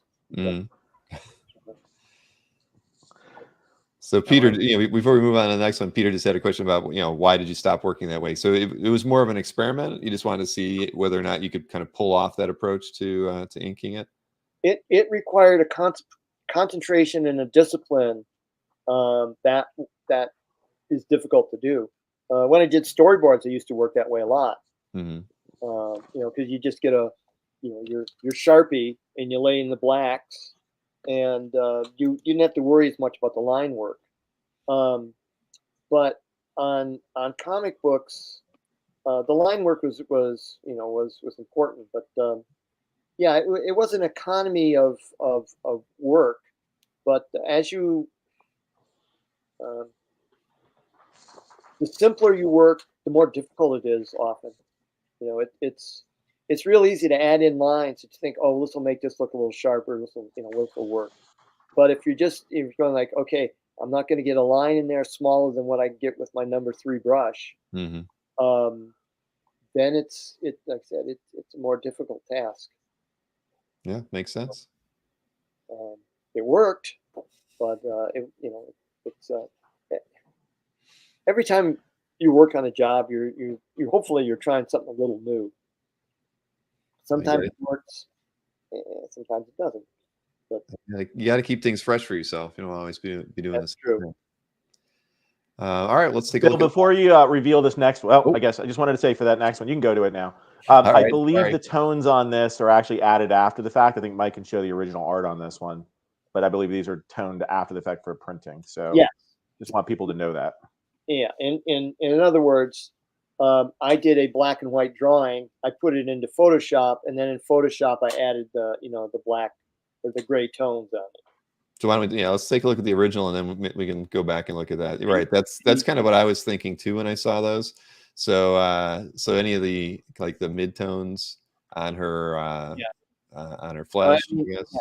Anything in what it's in this one. It's like And this has not been claimed. Everything is black and white. Right. Yeah, so I didn't think that would take too long to get claimed, to be honest. Yeah. No, it's gorgeous. But so even I would assume that the background images with the birds, those is that in a Photoshop, or was that on Say that again? The like those the bird images to either side of her as part of what she said. Oh yeah, they were right out of Muka, I think, and yeah, I drew all that. That's all pen and ink. Wow, that's it's amazing, and it's got a cat too. I know, it's my favorite. One of my favorite. I'm keeping it. I won't sell it. Okay. No, Mike. No. You can't do that. Because it's like when I was selling pages years ago, when I wanted for it, it was like people were too expensive. Thank God I held on to it for a while. So yeah, it's a great. Alex Toast just to look at it and go, why are you doing that chicken crap? You don't do blah blah blah. Oh man, well, thank you to whomever picked that one up. We'll go ahead and show lot 10 next. Yes. And this was in the occasionally. It's a Lori Lovecraft piece, of course, in the Omnibus, page 65. Also appeared in the Dark Lady, page 14. And this one, we wanted to have some panel pages here too for folks, not just all pinups. And this one, I really like the texture on the outfit she's wearing there, and it's got a nice, just the angle of it is very, you can call it sexy, but it's very well drawn. This page actually got the Steve Rude seal of approval. When he looked at it, there was one. Oh my God, that is probably the best page I've ever seen you do. It's like, I don't think there's anything you could change on that page that would make it better. And I was like, pretty impressed. And and this has now been claimed as well. But and on this one, I probably was still trying a good bit of like laying in blacks first, and trying to get everything done with the brush before I brought in a pen line at the end to add little bits of detail. Creating the black and white tone. I mean, this is something when I look at Kubert's work, it always is what impressed me, was that there's a really strong black and white pattern on every page. And little things happen on this one where like right here, the whole concept of you've got this one large black at the bottom. I'm having a hard time turning these the right way. So yep, closer to you. There you go. It's literally the shape that comes in here, carried over in all the panels, yeah, and moves up into that. And those are the things that I don't know if you really plan them when you're doing them, but you do the stuff long enough and that's the kind of stuff that starts to happen on the pages. What I found about the hardest thing about drawing comics was that not only did you have to draw each little frame and make it an interesting picture, but the work as a whole had to form like one, cohesive unit. If it didn't, it was kind of like, eh. So. Well, and that I apologize. There was a couple people that were interested in it. I took the first person, so sorry to the second person who missed out on that one. All right. Well, we've got more. We've got 22 more artworks to look at here. So let's go take a look at lot 11. This was in the Omnibus, page 71. From the Dark Lady, page 20. And this one's priced at $350. And again, across the board, this is a really well done page. Again, I just love the panel layout choices here, and you've just done a great job just kind of filling the page, really, all the panels really well. And it's just like the last page, the flow is there. I mean, it's back to, you're moving your eye from the top panels, using the character in the middle to kind of guide you back down to the bottom. I mean, it's just got all the right things, and it probably just happens naturally for you, Mike, when you're working on something like this. Well, one of the things when I work on these pages, I was always doing thumbnails. So in your thumbnails, you're thinking that way. It's like whatever is in picture 1 leads you to picture 2. You move into a series of close-ups, and you even look at the, in that 4th panel, the shadow of her hand brings you down into the next panel, and you've got that nice diagonal through Horatio there that it takes you to the panel before. I mean, it's I guess a lot of, when comic book fans, when you look at, or look at the work, they're looking at all the little line detail work, and for me, that's kind of like, it's nice, it's icing on the cake, but the way the composition forces your eye to move is more what I'm looking for. And again, that was something that was reinforced in all my time in film. Was you're creating, like I said, these were all individual frames, but even in your individual frames, you were like moving towards almost the next picture you were going to see. Mm-hmm. And Mike, is this the first story with Horatio and Zelda in it? Yes. Yes. So it's their first appearance. Oh. And what was the inspiration behind those two characters, by the way? Again, I wanted to do something that was a little lighter, and most of those stories I did with kind of I used the smaller pages, not these, but the ones that were just, the Voodoo Mansion stories. I did, I think probably did them like, instead of 10 by 15, I did them 9 by 12. And I would use marker on them. I mean, just grab a Sharpie and ballpoint pen, which is the way I work now. I would draw them pretty much the way that I drew storyboards. Like with this stuff, there's a delicacy of the faces and things that I'm not sure I could even do now, the way I was doing them then. And when I would do Horatio and Zelda, I didn't have to put that kind of. This has been claimed. Yeah, it didn't require that same effort. So I wanted to make a point here. I'm like, on that second and third panel, they're not the same in the original as they are in the printed version that we have here. This is the printed version, where in the panel 2 and panel 3 she has some clothing on, but I noticed in the piece that you were holding she did not. Again, in the omnibus. In some of these, to put them online, I had to cover up the naughty bits. Mm-hmm. But I was wondering, apparently I did in the omnibus too. Well, had I done it? Bonus artwork that you don't get to see any other way unless you now own the original art, which somebody now does. Congratulations to that person. I think that's the hidden Lori.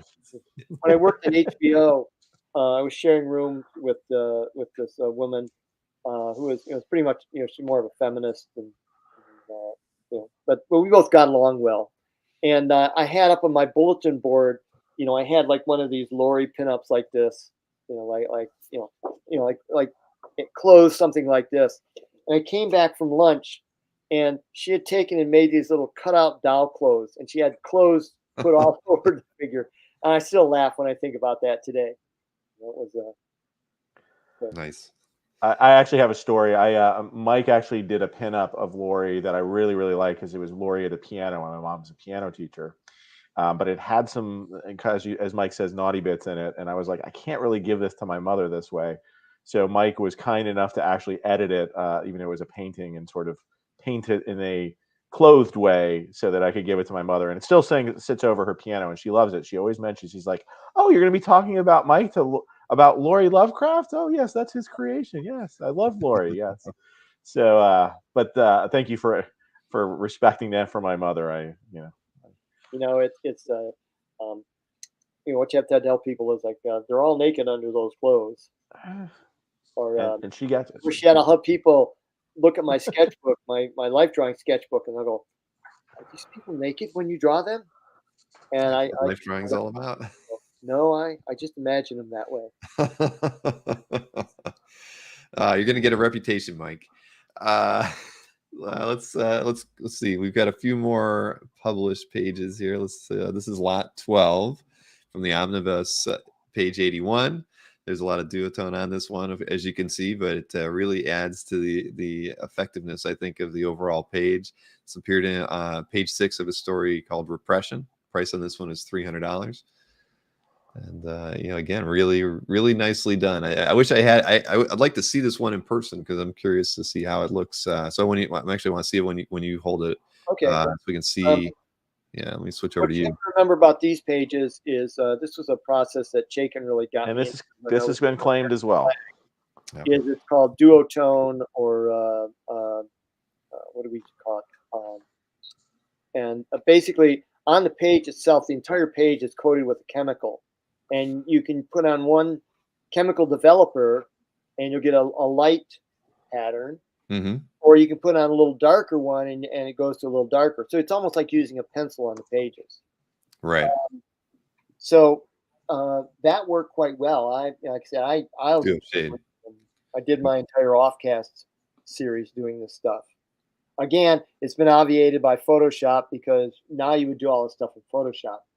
The other interesting thing on this page is I think it's got the Black Crow character that is someone that I did back in the Star Reach stories. Mm-hmm. Or I used to do a Star Reach story called Skywalker. I wonder who got to read that issue of the book. So, but also the female character here is my version of Amma Ravel, who was Alfred Hitchcock's wife.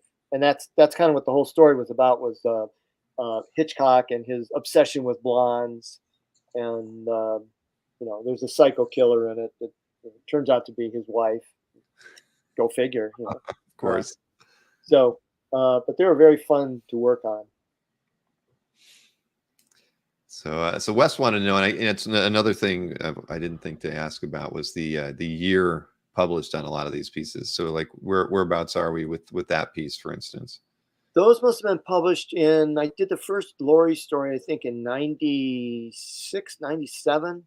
97 it got published, yeah. Okay. So this one probably came out in 98, 97, 98, maybe a year or so later. So, and Brian was curious as well. I mean, yeah, because it's Duo Shade or Craft 10, I think, are the common names for those as well. But did you use a lot of that, or was that just something more period piece for that, late 90s? The entire that, as you'll see, there's another page from that story that's going to come up that you're that I used. Like I said, I used it for the whole book for that story, and then I did a series called Offcast, and for Offcast I used the entire book was Duo Shade. Mm-hmm. And of course, when you worked on Howard Chaykin's American Flag, you did all that stuff. That was the first time I started to use it.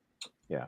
And it was working on that really forced me to learn how to draw better, because as soon as you start to add on a tone, if you haven't got your outline shape correct, the tones will show up all of those problems. All your drawing mistakes. Mm-hmm. So you had to really start to think of your drawings as much more three-dimensional. If you're just drawing black and white, you can get away with kind of a two-dimensional, image that will read that way. But like I said, once you start adding tones on it, if your understructure isn't correct, you're really going to see the problems in the drawing. Yeah, that makes sense. Like, how expensive was Duo Shade? Because Kevin Eastman always, when they were drawing Teenage Mutant Ninja Turtles, they always cut the pages in half, and that was, part of the reason they're so small is because they claimed it was so expensive to buy that paper. I think a page of duotone probably was about $5 or $6 a page, and I think I got 2 pages out of each one. Oh, okay. But it was like, okay, that's fair, and again, we're talking about 25 years ago, so right. you think if you were buying them now, they'd probably be, $12 to $15 a page, that kind of thing. Yeah. So it was a little bit more expensive to produce a comic book, especially when comic books are on such tight margins, so to speak.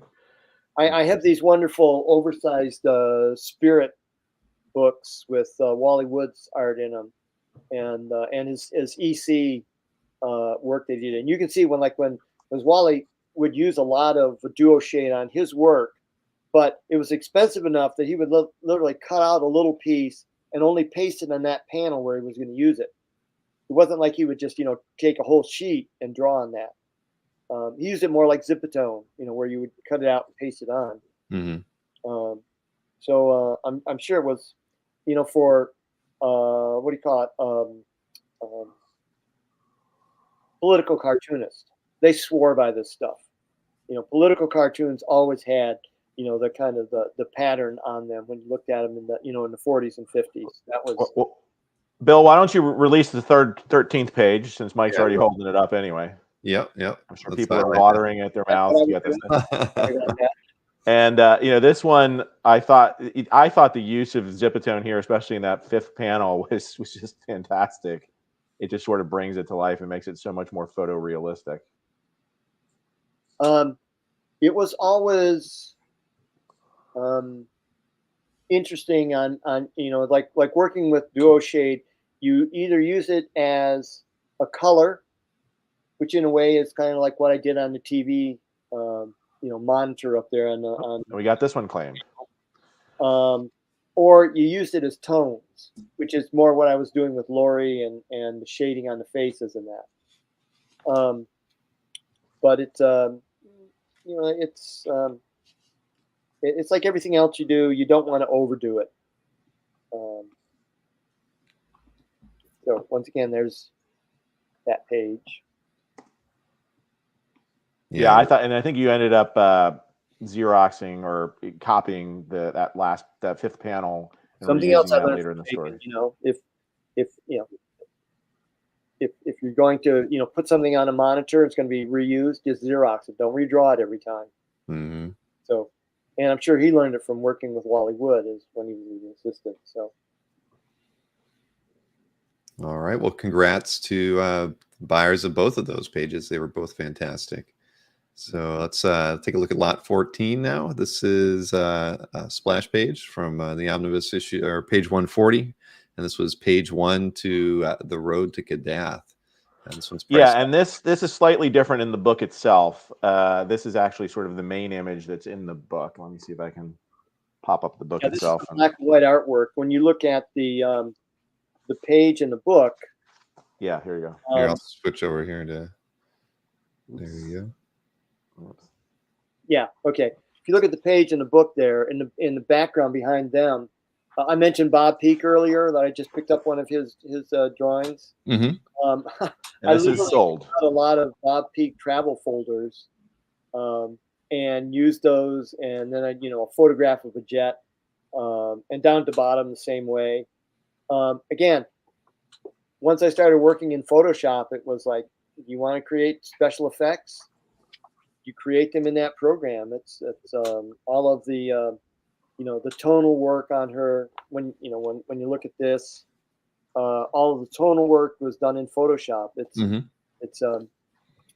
makes a piece of artwork slightly less interesting, but like I said, when you're working in comics, it's like you're under a deadline. You're expedient in what you can do and what you can get away with. So.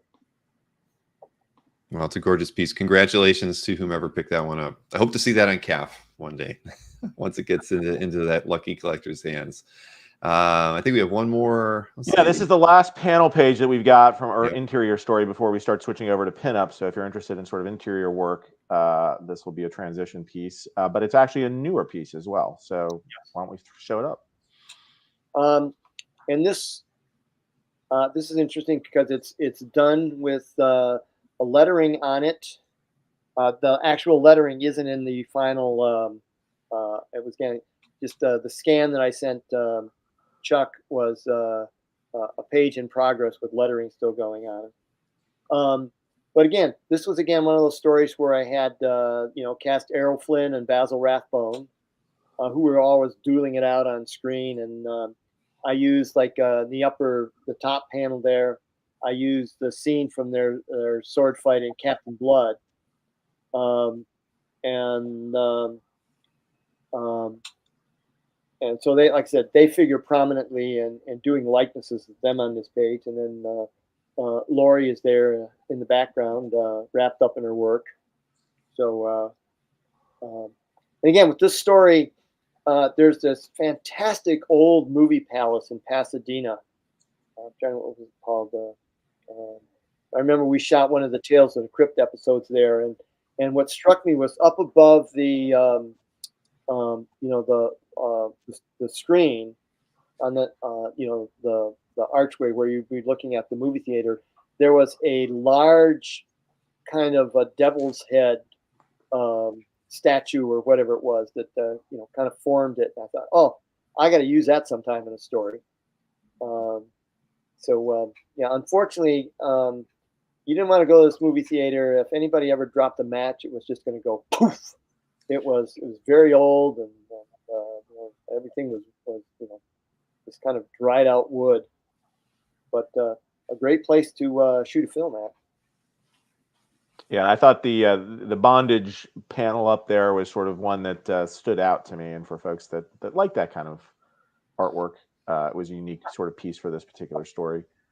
Mike, can we show the actual artwork there, just in case people are getting distracted by the actual lettering that's on there? It is right. The lettering is not on the art. Yeah, right. It actually probably looks better as an original piece. Penciling is on it because I left again, shooting it in Photoshop, I could put pencil tones on it, and that would reproduce. When I scanned it in, that kind of stuff you did. When I started out in traditional comics, would just be this spotty, look like the page was dirty. So, I didn't show this page to a friend of mine who is like a fencing champion because I didn't want him to point out to me, no, that's not right. No, yeah, you should be holding it. So, it's a comic book. Yeah. Zadok is watching out there somewhere. I know he's right. Exactly. Champion. He might also be good for his collection, because how many fencing stories are done these days? Not many. All right. Bill, do you want to recap some of the pages that are still available, maybe? Sure. At this point, if people are interested in the panel page stuff, before we move into sort of pinups. I think we're going to move into a bunch of pinups and then a few covers to kind of wrap things up. So sure, I can recap those now just so people know which ones were still available. Let's see, it was the first three pieces. So, yep, lot one. That was the third appearance of Linda Lovecraft. So this one was priced at $800. Bit as a baton on there. Just a great storytelling throughout on that page. Lot two as well. Third appearance Linda Lovecraft, $800 on this one as well. And again, just everything that you'd want in one of these early pieces by Mike. And then the third lot as well, and this one was $800 as well. So three third appearances of Linda Lovecraft are lots 1 through 3, and all priced at $800. Those are all available. And then also those two, potentially they were made for a calendar, but they're also done in that same time period, 79-80. This is a Linda Lovecraft pinup entitled Fire Away, and it's priced $800. And then this one's priced at $1,000. This one is head or tail. You got the skull, you got the cat, and Linda Lovecraft as well. So done in that same early time period, and so that one is available. And then the one we just were looking at, and that was lot 15, and that was the one that's more current and is priced at $250 and is on page 250 or 261 of the Omnibus. Thanks for the recap. All right, so now we move into a lot of pinups. Many of these are published. Some are in color. Some are a little risque. So for those of you who don't like to see that sort of thing or might be offended, it shouldn't be. But there are some naughty bits in these that I chose not to cover up because it's all artwork. Everybody, we see this stuff on CAF, and by and large, we don't hide it there. And so we're going to show it here as well. So I think we're going to start off with lot 16, which will get us halfway through the sale today. And all of these pinups are either in the Dark Inheritance book or in The Omnibus. The Omnibus. Yep. And this one's from the Omnibus on page 269, if you're following along. It is a very, to me, French-looking inspired sort of cityscape.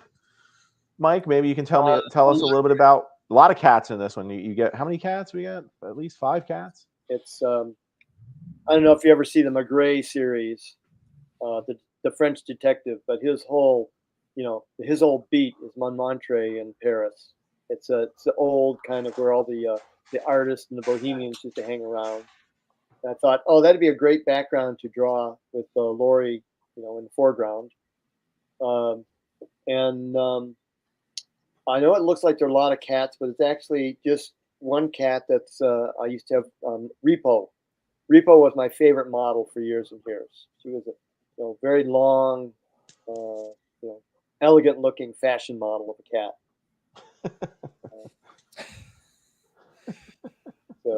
And this one's 12 by 18, and bigger than normal art size.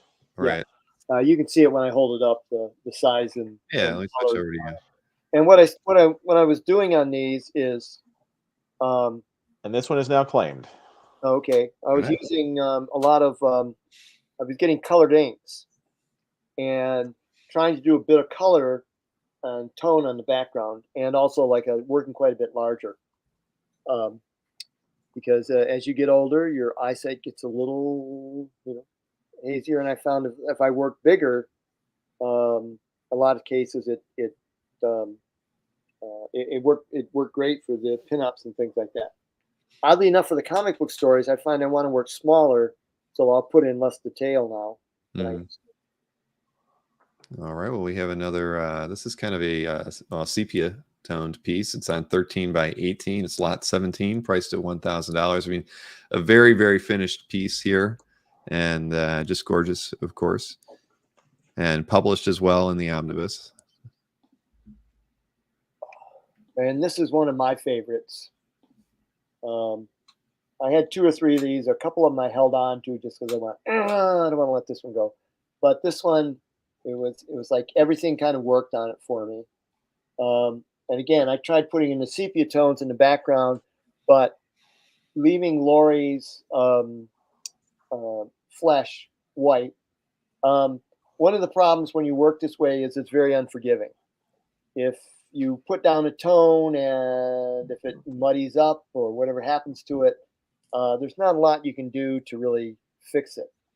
So working that way in the background was fine because you can get kind of nice, watercolor effects, and you can put a lot of, a little bit of opaque whites over the top.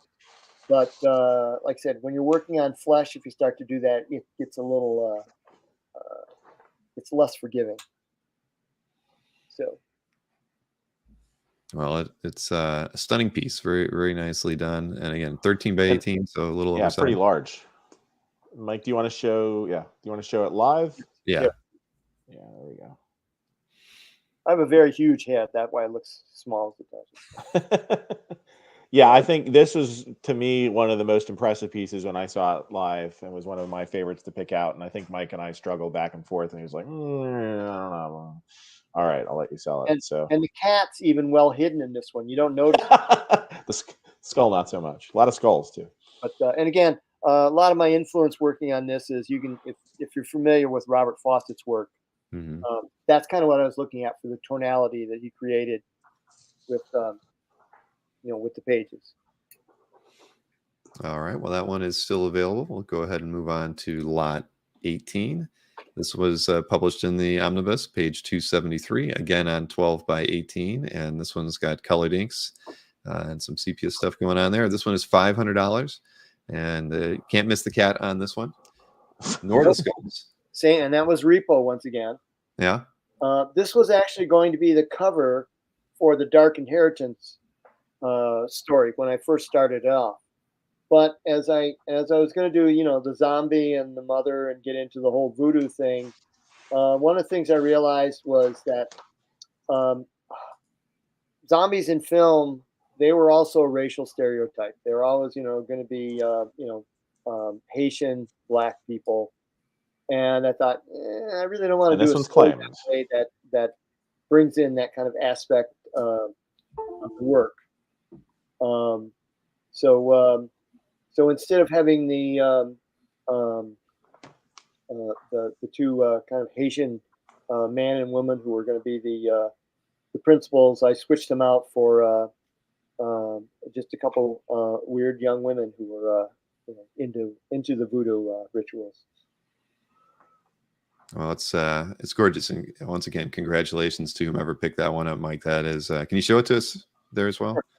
Yeah, I mean, no, again, that's with really nice. stuff, I'm always trying to get as much accurate reference and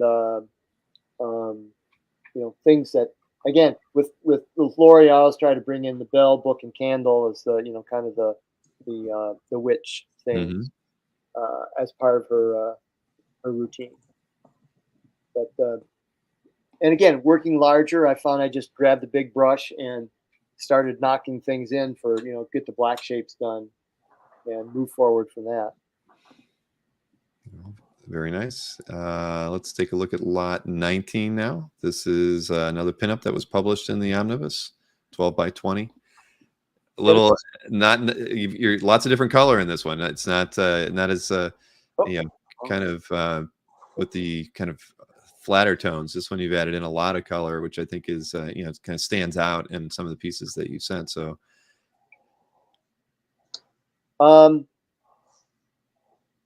yeah, this was another piece. It's like I said, I just I was trying for a little less bold approach to do more of the.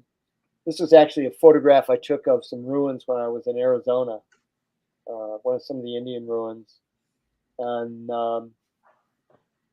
I had a great photograph found of a woman holding her. It was like a pet, a panther cub.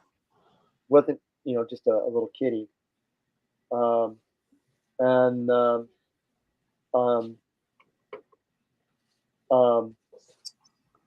so that was the background for it. And again, the foreground, I just figured, it's like, oh, Lori with a gun and dead guy. It's all in a day's work for her. If magic doesn't work, a pistol will. Absolutely. If all else fails, pull out the handgun. For whatever reason, I drew Lori with a very, very young, much younger face than she usually is. And, over the years with Lori, it started off with basically was Anne Margaret was my chief model. And as I started doing some of the later stories, it was kind of like, besides Anne Margaret, it was also a lot of Jane Fonda, Catherine Deneuve, and that kind of the very 60s, 70s, blonde. And later on, I brought in more of, I think, Nicole Kidman. I was a model I like using a lot. It's not live, Mike. She didn't come over to your house and pose, but you were. Well, let's clarify that. When I was working on the Narnia films, that was who we always thought was going to be the White Witch was Nicole Kidman. But the director, much wiser, had other visions and brought in Tilda Swinton. But I mean, when I would draw the storyboards, I was always drawing Nicole Kidman in as I was doing likenesses of her for the White Witch. Bill, I just wanted to emphasize lot 19, which I've had a few people claim that's been sold. So sorry if it wasn't clear that one was already sold. No, I thought you had said that, and I was just kind of listening to Mike there. But so yes, lot 19 did sell. If you got a reply from Chuck, you did pick it up. Congrats to the winner on that one. Of course, it's a gorgeous artwork. We're going to move over. We got a couple that are in black and white, and then a few more in color, and a few more in sepia. So these next three are in black and white and are very, very stunning. This is lot 20 on 12 by 18, and it's $800. Also, of course, appeared in the Omnibus as a pinup on page 277. This piece was inspired by one of my favorite artists, Alphonse Mucha, and this is Alphonse Mucha's studio. I found old photographs of it. The cats were this repo again up on top of the little piano or whatever that is in the background, and then a couple I'm not sure who those guys are, but they showed up that day, so they got the job. And then there's a little statue of Anubis over on the left. And up in the upper left, that photograph is a portrait I did of Muka.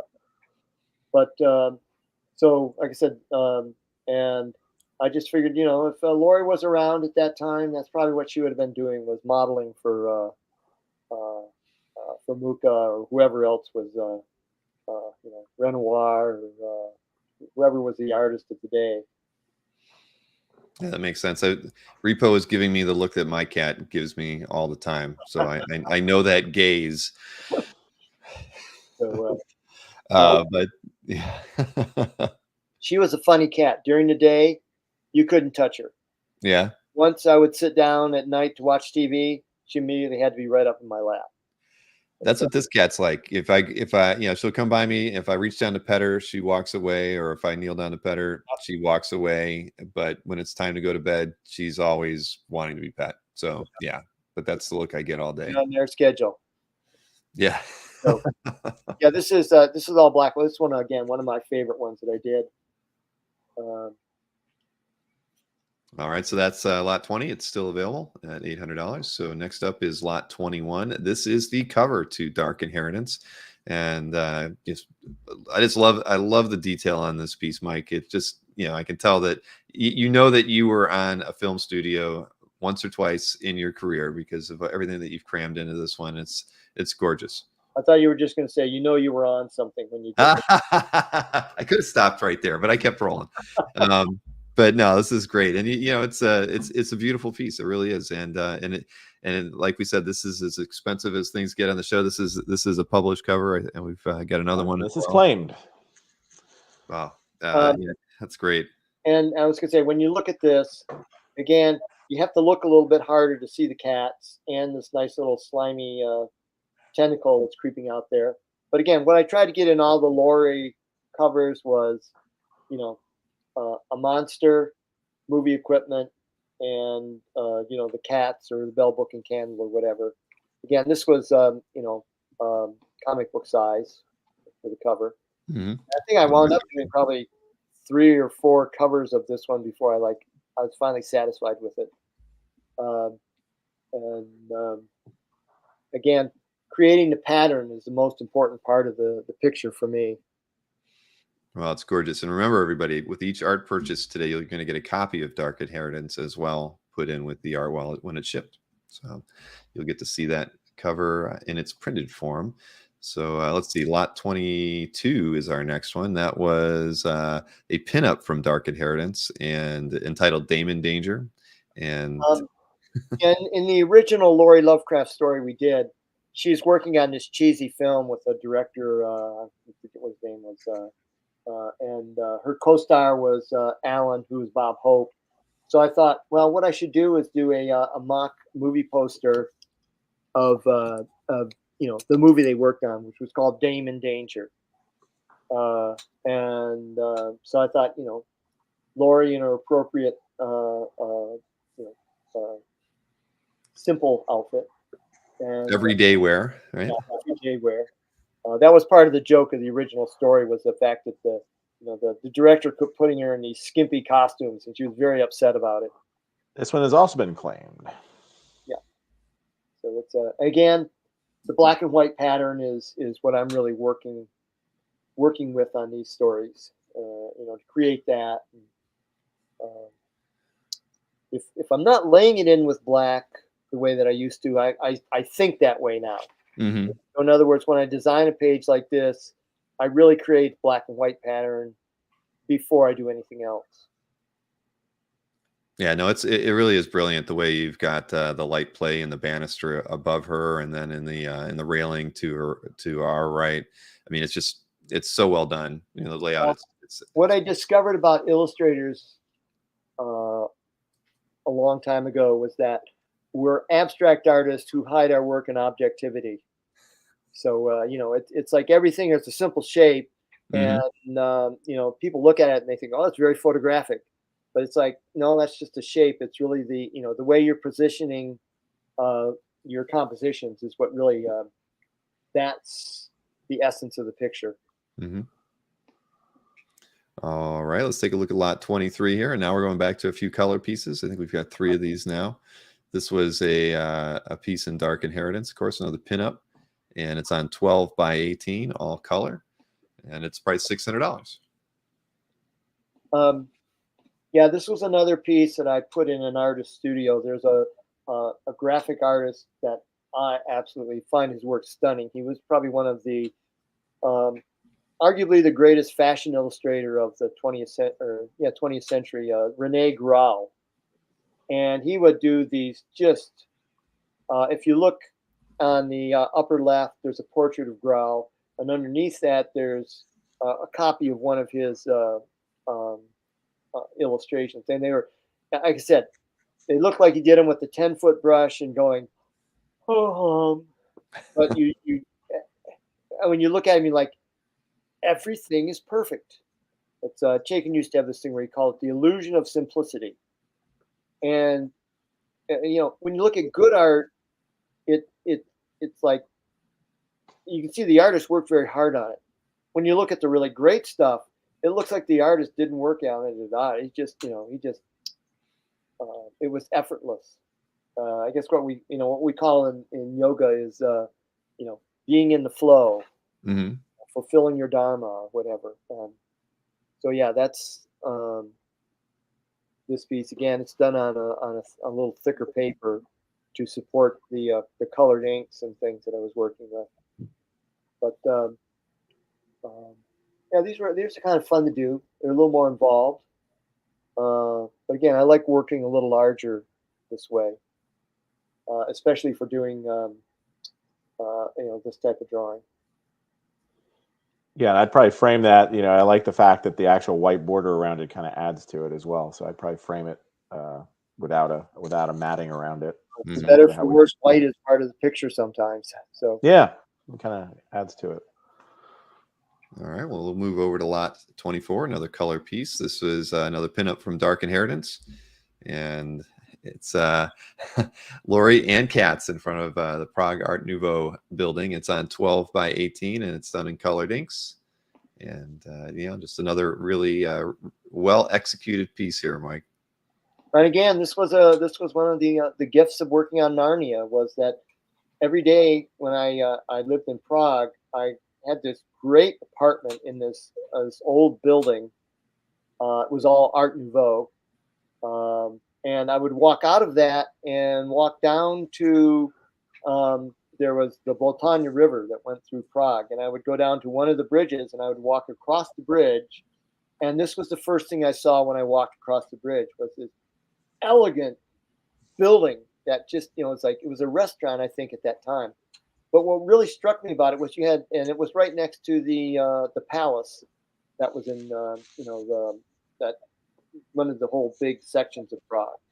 But what wrapped up kind of the whole trip to that city for me was like, you had this elegant structure up on the hill, and then less than 50 yards away, there was a little old kind of decrepit shed that nobody had done anything with, and there were like homeless people living in it.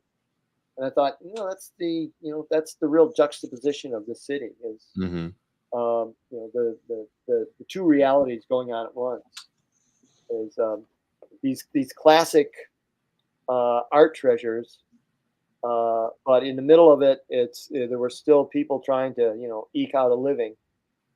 So, and again, Repo made it into this picture. She gets lots of royalties. Enough to buy a private jet? She already, she's already in that other world, simmering around, so she doesn't need a private jet. You got a question from West. He wanted to know, why are the earrings M and H? M and H. Oh, I'm sorry. Those are actually, it's the Scorpio symbol, and when it's reversed, it looks like an H. There you go. But yeah, those were another little thing I became part of Lori's costume, was her Scorpio earrings. So. And Mike, did Annie ever your wife Annie makes jewelry? Did she ever make Lori Lovecraft jewelry? Yes, she did. and I don't think we ever sold very much of it. He had a great model who modeled it for us, and used to be on my website years ago. Was I think we had a Lori T-shirt, and but all that stuff required me to actually be a businessman, and I had very little interest in that, which is why I'm really happy I know guys like Chuck and Bill, because they take care of all this hard work. Thank you, Mike. It's a pleasure. It really is. We get to hang out with you on a Saturday afternoon and help you sell some art. It's it's a pleasure for us to do it, and I know Chuck enjoys it just as much as I do. I like to go to Mike's house and just have lunch with him. Even better, right? Well, but I'd love to do that too, because then they get to see the art on the walls as well. Let's take a look. Well, sorry. Next one. Last color one like this. This is lot 25 from Dark Inheritance. Again, this is the 6th pinup from the book, and Voodoo Shrine in the back. I think we've seen some of these common elements in a few of the other pieces earlier. This one is priced at $600, and the size on this one is 12 by 18 as well. And again, this is one where it starts out with a lot of black shape. We got the cloak, and it blends right in with all of the background of the foliage and the crow skimming through the moon. And again, I used as much of the Voodoo Shrine reference that I could find. Sorry to say, I don't think there was a cat that managed to get into this photo. Oh my gosh! So, there's a crow. Well, it's a crow, but cats and crows are different animals. They are. They are. I was looking for it. One of the Voodoo Mansion stories I did is definitely we got the cat fighting with the crow, who's like the voodoo priestess's familiar. So, but they're almost as much fun to draw as cats. Maybe not as expressive, but just as fun. They're just rampant around here. I mean, I go out for my walk in the morning. There's always, a couple dozen crows sitting on the wires. I feel like I'm in Hitchcock's The Birds. So, but they're beautiful animals. Who was it? Andrew Wyeth used to do Jamie Wyeth would do a lot of paintings of crows. And lot 25 has been claimed. Oh, fantastic. All right. Well, that was the last color piece. And of course, we'll quickly recap the pieces from the pinups on after we're done with these. But we're going to move on to a few pieces that are in black and white and a few sepia pieces. And I think you're going to enjoy them all. This first one is lot 26, another pinup from Dark Inheritance. It's the 7th one. And it was also an alternative cover idea that didn't get selected, but this one is priced at $500. And I believe 11 by 17 on this one as well, Mike, right? Yes, I actually did 3. Oh, no, I'm sorry. This is 10 by 15. Oh, 10 by 15. Okay. Comic book size. I actually did do 3 of these covers. This was, I did one of her with wearing the white outfit, and I think I did one other cover where the white, instead of the outfit being white, it's black.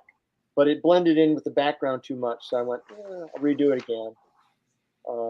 You have a lot of time, you do things like that.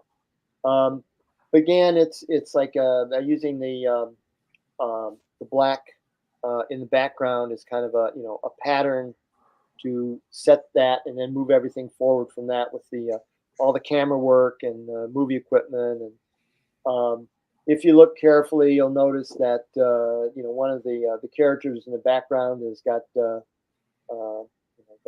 legs of a goat and a tail, and it's equal hiring on the film.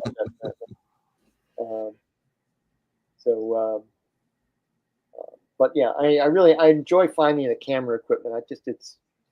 It really intrigues me in terms of what they were using at different eras. So. Yeah, no, it's gorgeous. I love that. The whole image is great, but I love how you kind of set up the lighting equipment at the top there in silhouette. I mean, I can see that with. Where does that leg go to? And it's like, well, I saw those too. It's the guy behind the camera. It's like he's literally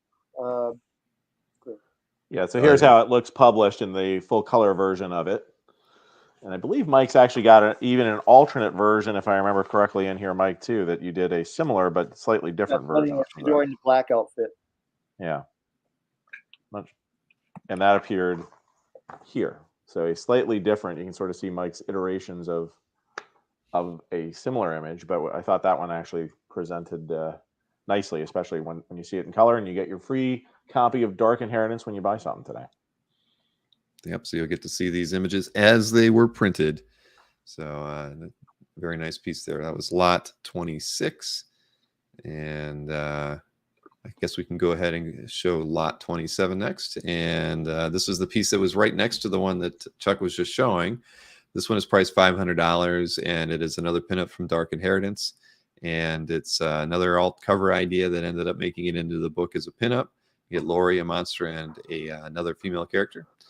And you get the tentacled monster there in the background. And once again, I thought, I really need kind of the Lovecraft influence in this stuff. So I thought, you have to bring in Cthulhu there to kind of like, greet us at the doorway into the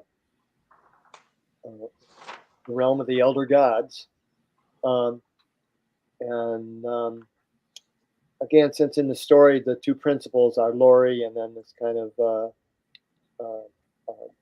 voodoo priestess. Not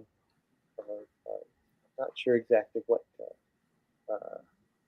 where she comes from, but she and Sexy Lori are both doing their sexy outfits that day. So again, there's another alternative to the covers that since I had time, I was doing plenty of these during the spring and the fall there. All right. Well, that one's sorry, I just still got you full screen there, Chuck. That's good. I'm sure that's what everybody tuned in to see. Mike was adjusting his camera earlier. I didn't want to, so we didn't want to look at his shirt. So this is all right. So that one is still out there. That was lot 27. We did just see Chuck had it when he was showing off the other pinup to lot 26 as well. They were kind of on facing pages, lot 26 and 27, as they were published in Dark Inheritance in the back as pinups. This next piece is let's see, lot 28. Now this is an unpublished piece with Lori and her cat, of course, and it's a sepia tone piece, just really nicely done. I don't know the size on this one though. What size is this one, Mike? Yeah, and it's a comic book page. It's done that size. It was actually I used there was a great actress in the 40s called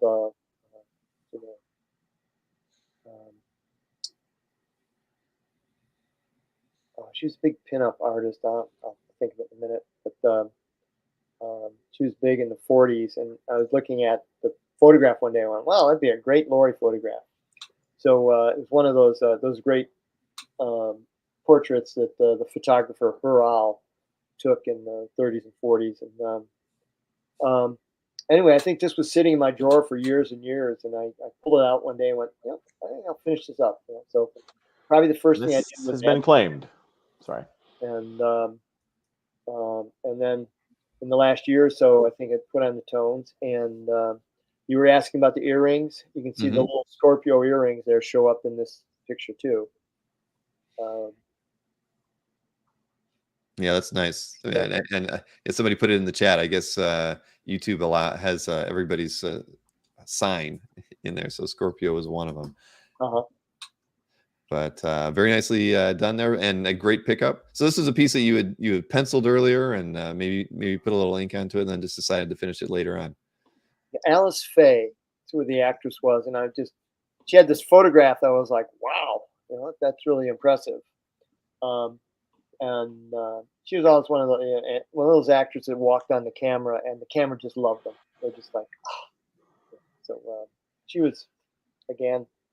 She was like Lori, one of those people in the 30s and 40s. It was a superstar, and in the 50s and 60s, and maybe you'd see her on What's My Line, something like that. So, all right. Well, congrats to the new owner of that artwork. We've got 4 more pieces to look at. Next up is lot 29. This one is fantastic, priced at $600. This one's on 13 by 18 paper, toned, of course, in a sepia, unpublished, but just So big. Yeah. What's that? It's actually done on Big. illustration board, Yeah. so it's a little heavier. Well, it's gorgeous. Yeah, the thicker the board you work on, the more you can apply paint without it, disrupting the board or bleeding through or whatever. Yeah, you've got it in your hand, right? I'm going to switch over to you just to kind of get a look at it. Yeah. Wow.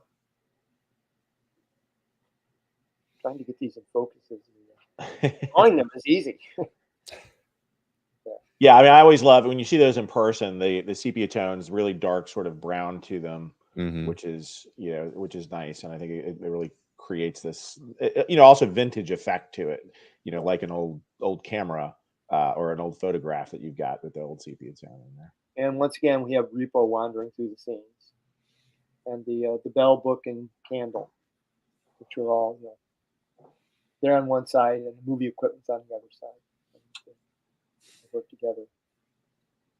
And the stuff in the background, I noticed, was like I was looking at a lot of Sergio Topi. He's an incredible Italian cartoonist illustrator. Oh yeah.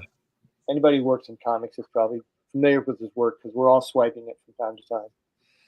We feature a lot of Topi's artwork on our weekly update just because it's so incredible. So yeah, he's admired by many. Before we move on to the next piece, a quick question from Anthony Staccato. He was curious if you had any pages from the big comeback.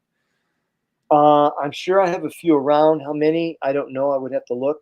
But Anthony, I think you can get my email either from Chuck or off the website, and I'll let you know what I have available of those. Sure.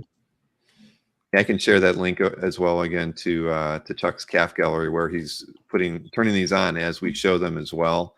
So Anthony, if you want to contact Chuck through his calf, you can do that. That's the link in the chat right now if you want to save it for later. And anybody else too who's watching the show after the fact, this is where all the pieces that are sold or haven't sold will be clearly labeled in Chuck's calf gallery, so you can check things out after it's all things are said and done today.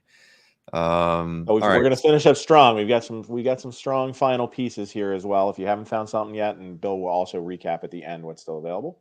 Yes. So last three pieces. This one I think will go quick. Yes. Yeah, lot 30. This one's priced at $600. I mean, that's a $100 a character and a free cat thrown in. It's free cat. A free cat. You must have worked in animation. It's on 12 by 16 toned piece, of course. I don't have a photo of it, but a pencil rough is included with this piece. Yes, I was going to show that. All right, yeah, but this is two pieces of artwork. I use this one as the show graphic as well, just because I loved it. I thought it was beautiful, and it was originally going to be the front piece for the second Lori book, trade paperback called My Black Pages, but somehow the drawings that I was doing at the time never quite came together for the composition. So in this case, they did. So again, this whole background is based on one of Rene Grau's incredible illustrations. Is this one published? Wes was asking. Not that I know of. I don't think it was in the. I don't think. No, it didn't. It didn't get published. Surprisingly enough, it's definitely publishable. It's definitely a great piece. Again, one of my favorites. Lori drawings. In fact, we have this thing we call Inktober, where you're supposed to put up a drawing every day during the month of October. And I put up one. It was the theme we were working on today was uh-oh. And I thought, okay, well, this is the perfect drawing. And I put a little caption below, like, uh-oh, Lori forgot to wear a tuxedo that day. So, no one was amused by my humor in October, so it was a lot of fun. Well, it's gorgeous, and very, very, very well done. Yeah, I like seeing the originals. Yeah, there we go. I'm surprised nobody's picked this one up yet. If you guys are out there and you're holding by, that's a great piece. So Well, that is the last sepia piece too, because the next That is two the last sepia piece. last two pieces are pen and ink only. Oh, there's the rough. Okay. Sure. Which again is in pencil. So, all the shapes are there. There's probably not much drawing I would have done after that. But again, it's like that's kind of the shapes, and then you start adding the black in where you're gonna, and you can see that, there's a character in the foreground here, where in the back we're all part of the conga line. So, but, all right. Well, let's a very young repo in the lower section of that one. Repos made their way into many of these. Oh yeah. All right, so here is lot 31, priced at $500. This is it's unpublished, and this is a Lori Lovecraft in a director's chair, of course, on set. And you've got, well, I guess Repo didn't make their way into this one, but a different cat did, and a tentacle. So this is on 12 by 20, so a little bit bigger than some of the other pieces. And this is also one of the more recent ones I did. I think this was probably the last Lori pinup that I did. Again, the same motif of the equipment, the bell book and candle, tentacle, things like that. If I was doing this for the book, I probably would have ended in the whole. Sometimes you go up here to, with the Lovecraft motif in it. But oftentimes, the less you put in, the better the picture is. If you start trying to get in too much stuff, it gets a little overworked. Nope, it's the composition is fantastic on it. Love it as a pinup. Very nice. It's relaxing. One shoe on, one heel off, right? Yeah, no, it's great. All right, we have one final piece, and it is it's probably a piece that a lot of people were waiting for. This was the cover to the Omnibus. This is priced at $1,000. It's lot 32. Just another fantastic piece. The composition on this one as well is fantastic. You can see the published cover there. We've shown it off a few times. And this one is sold. This was actually the photograph that I used for this was from Playboy back in the early 70s. And I remember I did a big poster one time with kind of the Lori character. It's probably the first time I ever did this, but I think over the years I probably have used this pose 2 or 3 times, which I would apologize for. But then I often look at Bob McGinnis's work and realize that he's used the same pose, several times in the same model. And everyone looks fresh and different. So it's like, if it works for him, I'll try it. Well, it's I didn't think it was going to last very long, and it certainly did not. I mean, no, we had a lot of people trying to get that one. I apologize to all those I had to say no to, but there are still some left here. I know we sort of, everybody was waiting for the big cover to see if that might come up, and it did, obviously, as the last piece. But I think there were still some great ones that did not sell that hopefully we'll get. I'll just go through everything really quickly so everybody's aware, watching live, and of course anybody watching after the show. So lot number 1 still available. That was the one of the pages from the 3rd appearance of Linda Lovecraft, and this was $800. Lot 2 still available, same 3rd appearance of Linda Lovecraft, priced at $800. Lot 3, 3rd appearance, of course, again, and priced at $800. Then the 2 pieces that were done as pinups did not get published. This was the first of those 2. This is lot 6, priced at $800. Done in the same time period, late 70s, early 80s. Maybe it was going to be used for something like a calendar, but did not see print. This one is, again, $800 for lot 6. Lot 7 is available. Same scenario with this one, done in that same time period, but did not see print, priced at $1,000. Very gorgeous. Both those pieces with Zipatone, as well, all of the pieces that we just showed.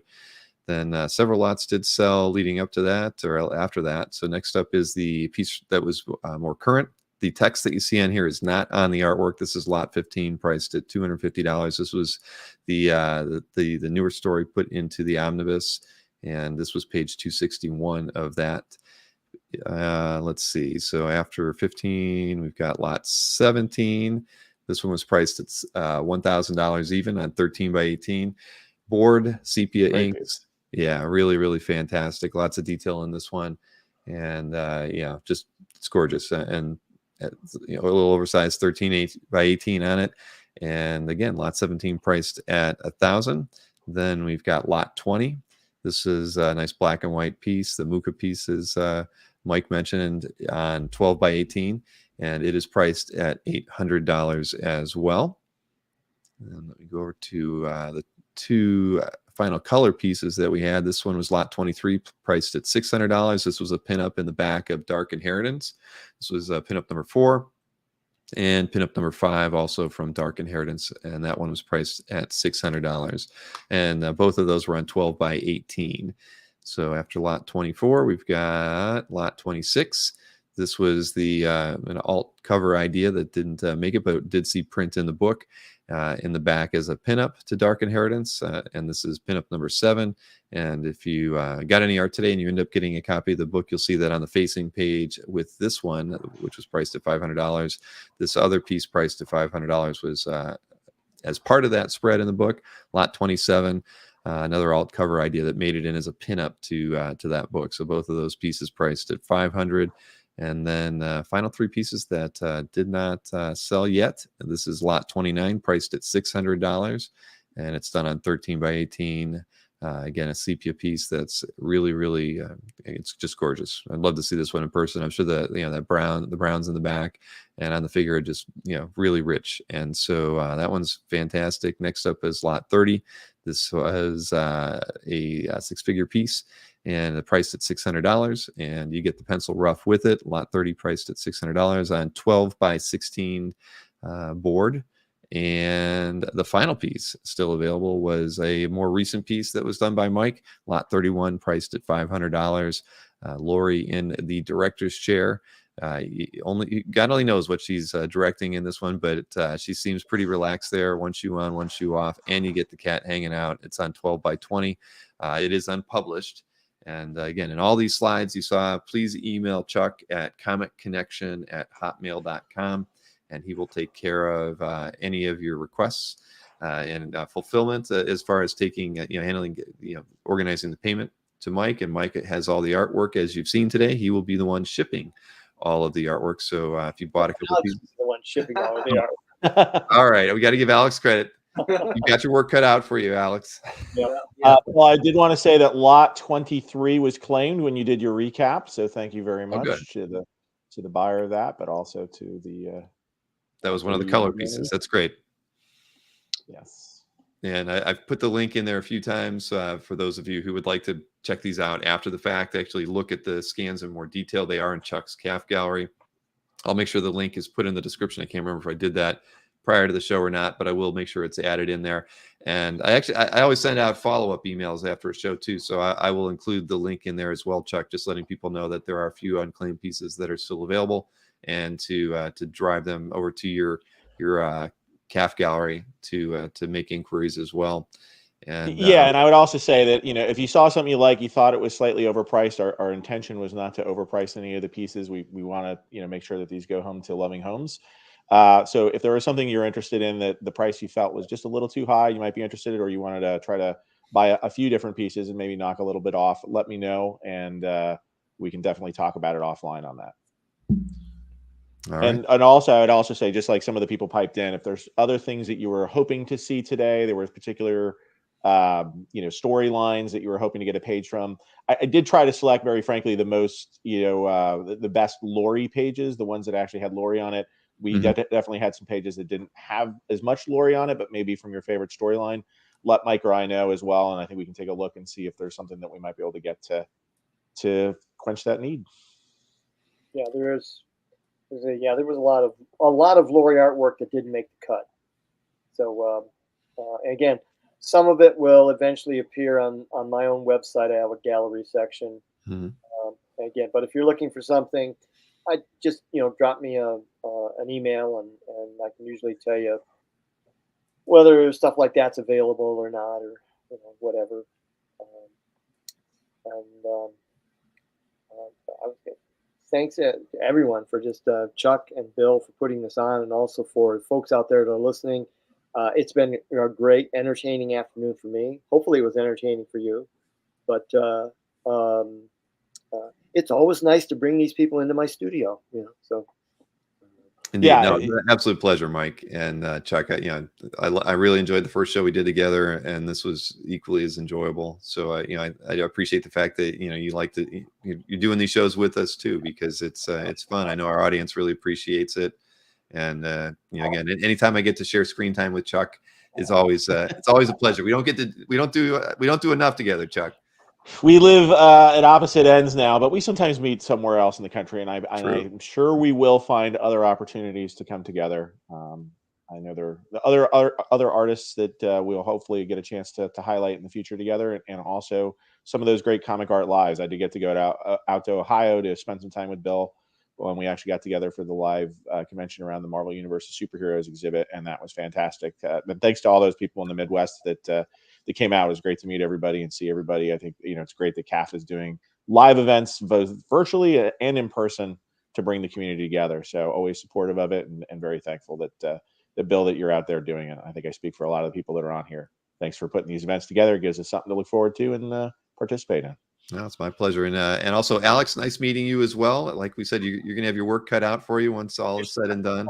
Yeah. So Mike, again, thank you so much for doing these. It's a real pleasure. And Bill, one last thing is for people that bought things today, I will go through the list. I will compile this. I'll send you an email later on this afternoon after I get some lunch, just to confirm what you won and sum it up. And then Mike will be in touch so that Alex and he will get the things shipped off to you and all the shipping totals, etc. So, and payment information as well. So, and Mike, you accept what type of payments? What's that? What type of payments do you accept? I'm not sure. Are you taking PayPal or? Yeah, PayPal. If you want to trade me a cow instead of the. We probably should have stated that up front. Yeah, you might have had a lot of takers on that. Cow for art doesn't happen every day. I don't know. Cows are probably a lot more valuable today. And you are a comic book artist, so that makes a difference nowadays. Yeah, I noticed the comments from people coming in. I appreciate those very much, because it's like when you're doing these things, you're sitting out there going, "Is anyone listening?" So it's always great to see the comments that come back. And I wish there was a more interactive way, so I could annoy you even more. Then Oh man, yeah. Brian Peck says cats for art, and Wes mentions that he made an offer on something, but he didn't offer a cow though. So, all right. So this was really enjoyable, Mike. I'm sure maybe we'll get the chance to do it again, maybe in another year. You never know. I mean, I know you've always got stuff going on, but love to have you back if the opportunity ever presented itself. So. Thanks to everybody in the audience for tuning in and participating in the show and picking up artwork. And again, thank you, Mike and Chuck, for being a part of this today. Everybody have a wonderful afternoon. We'll see you again soon. Bye.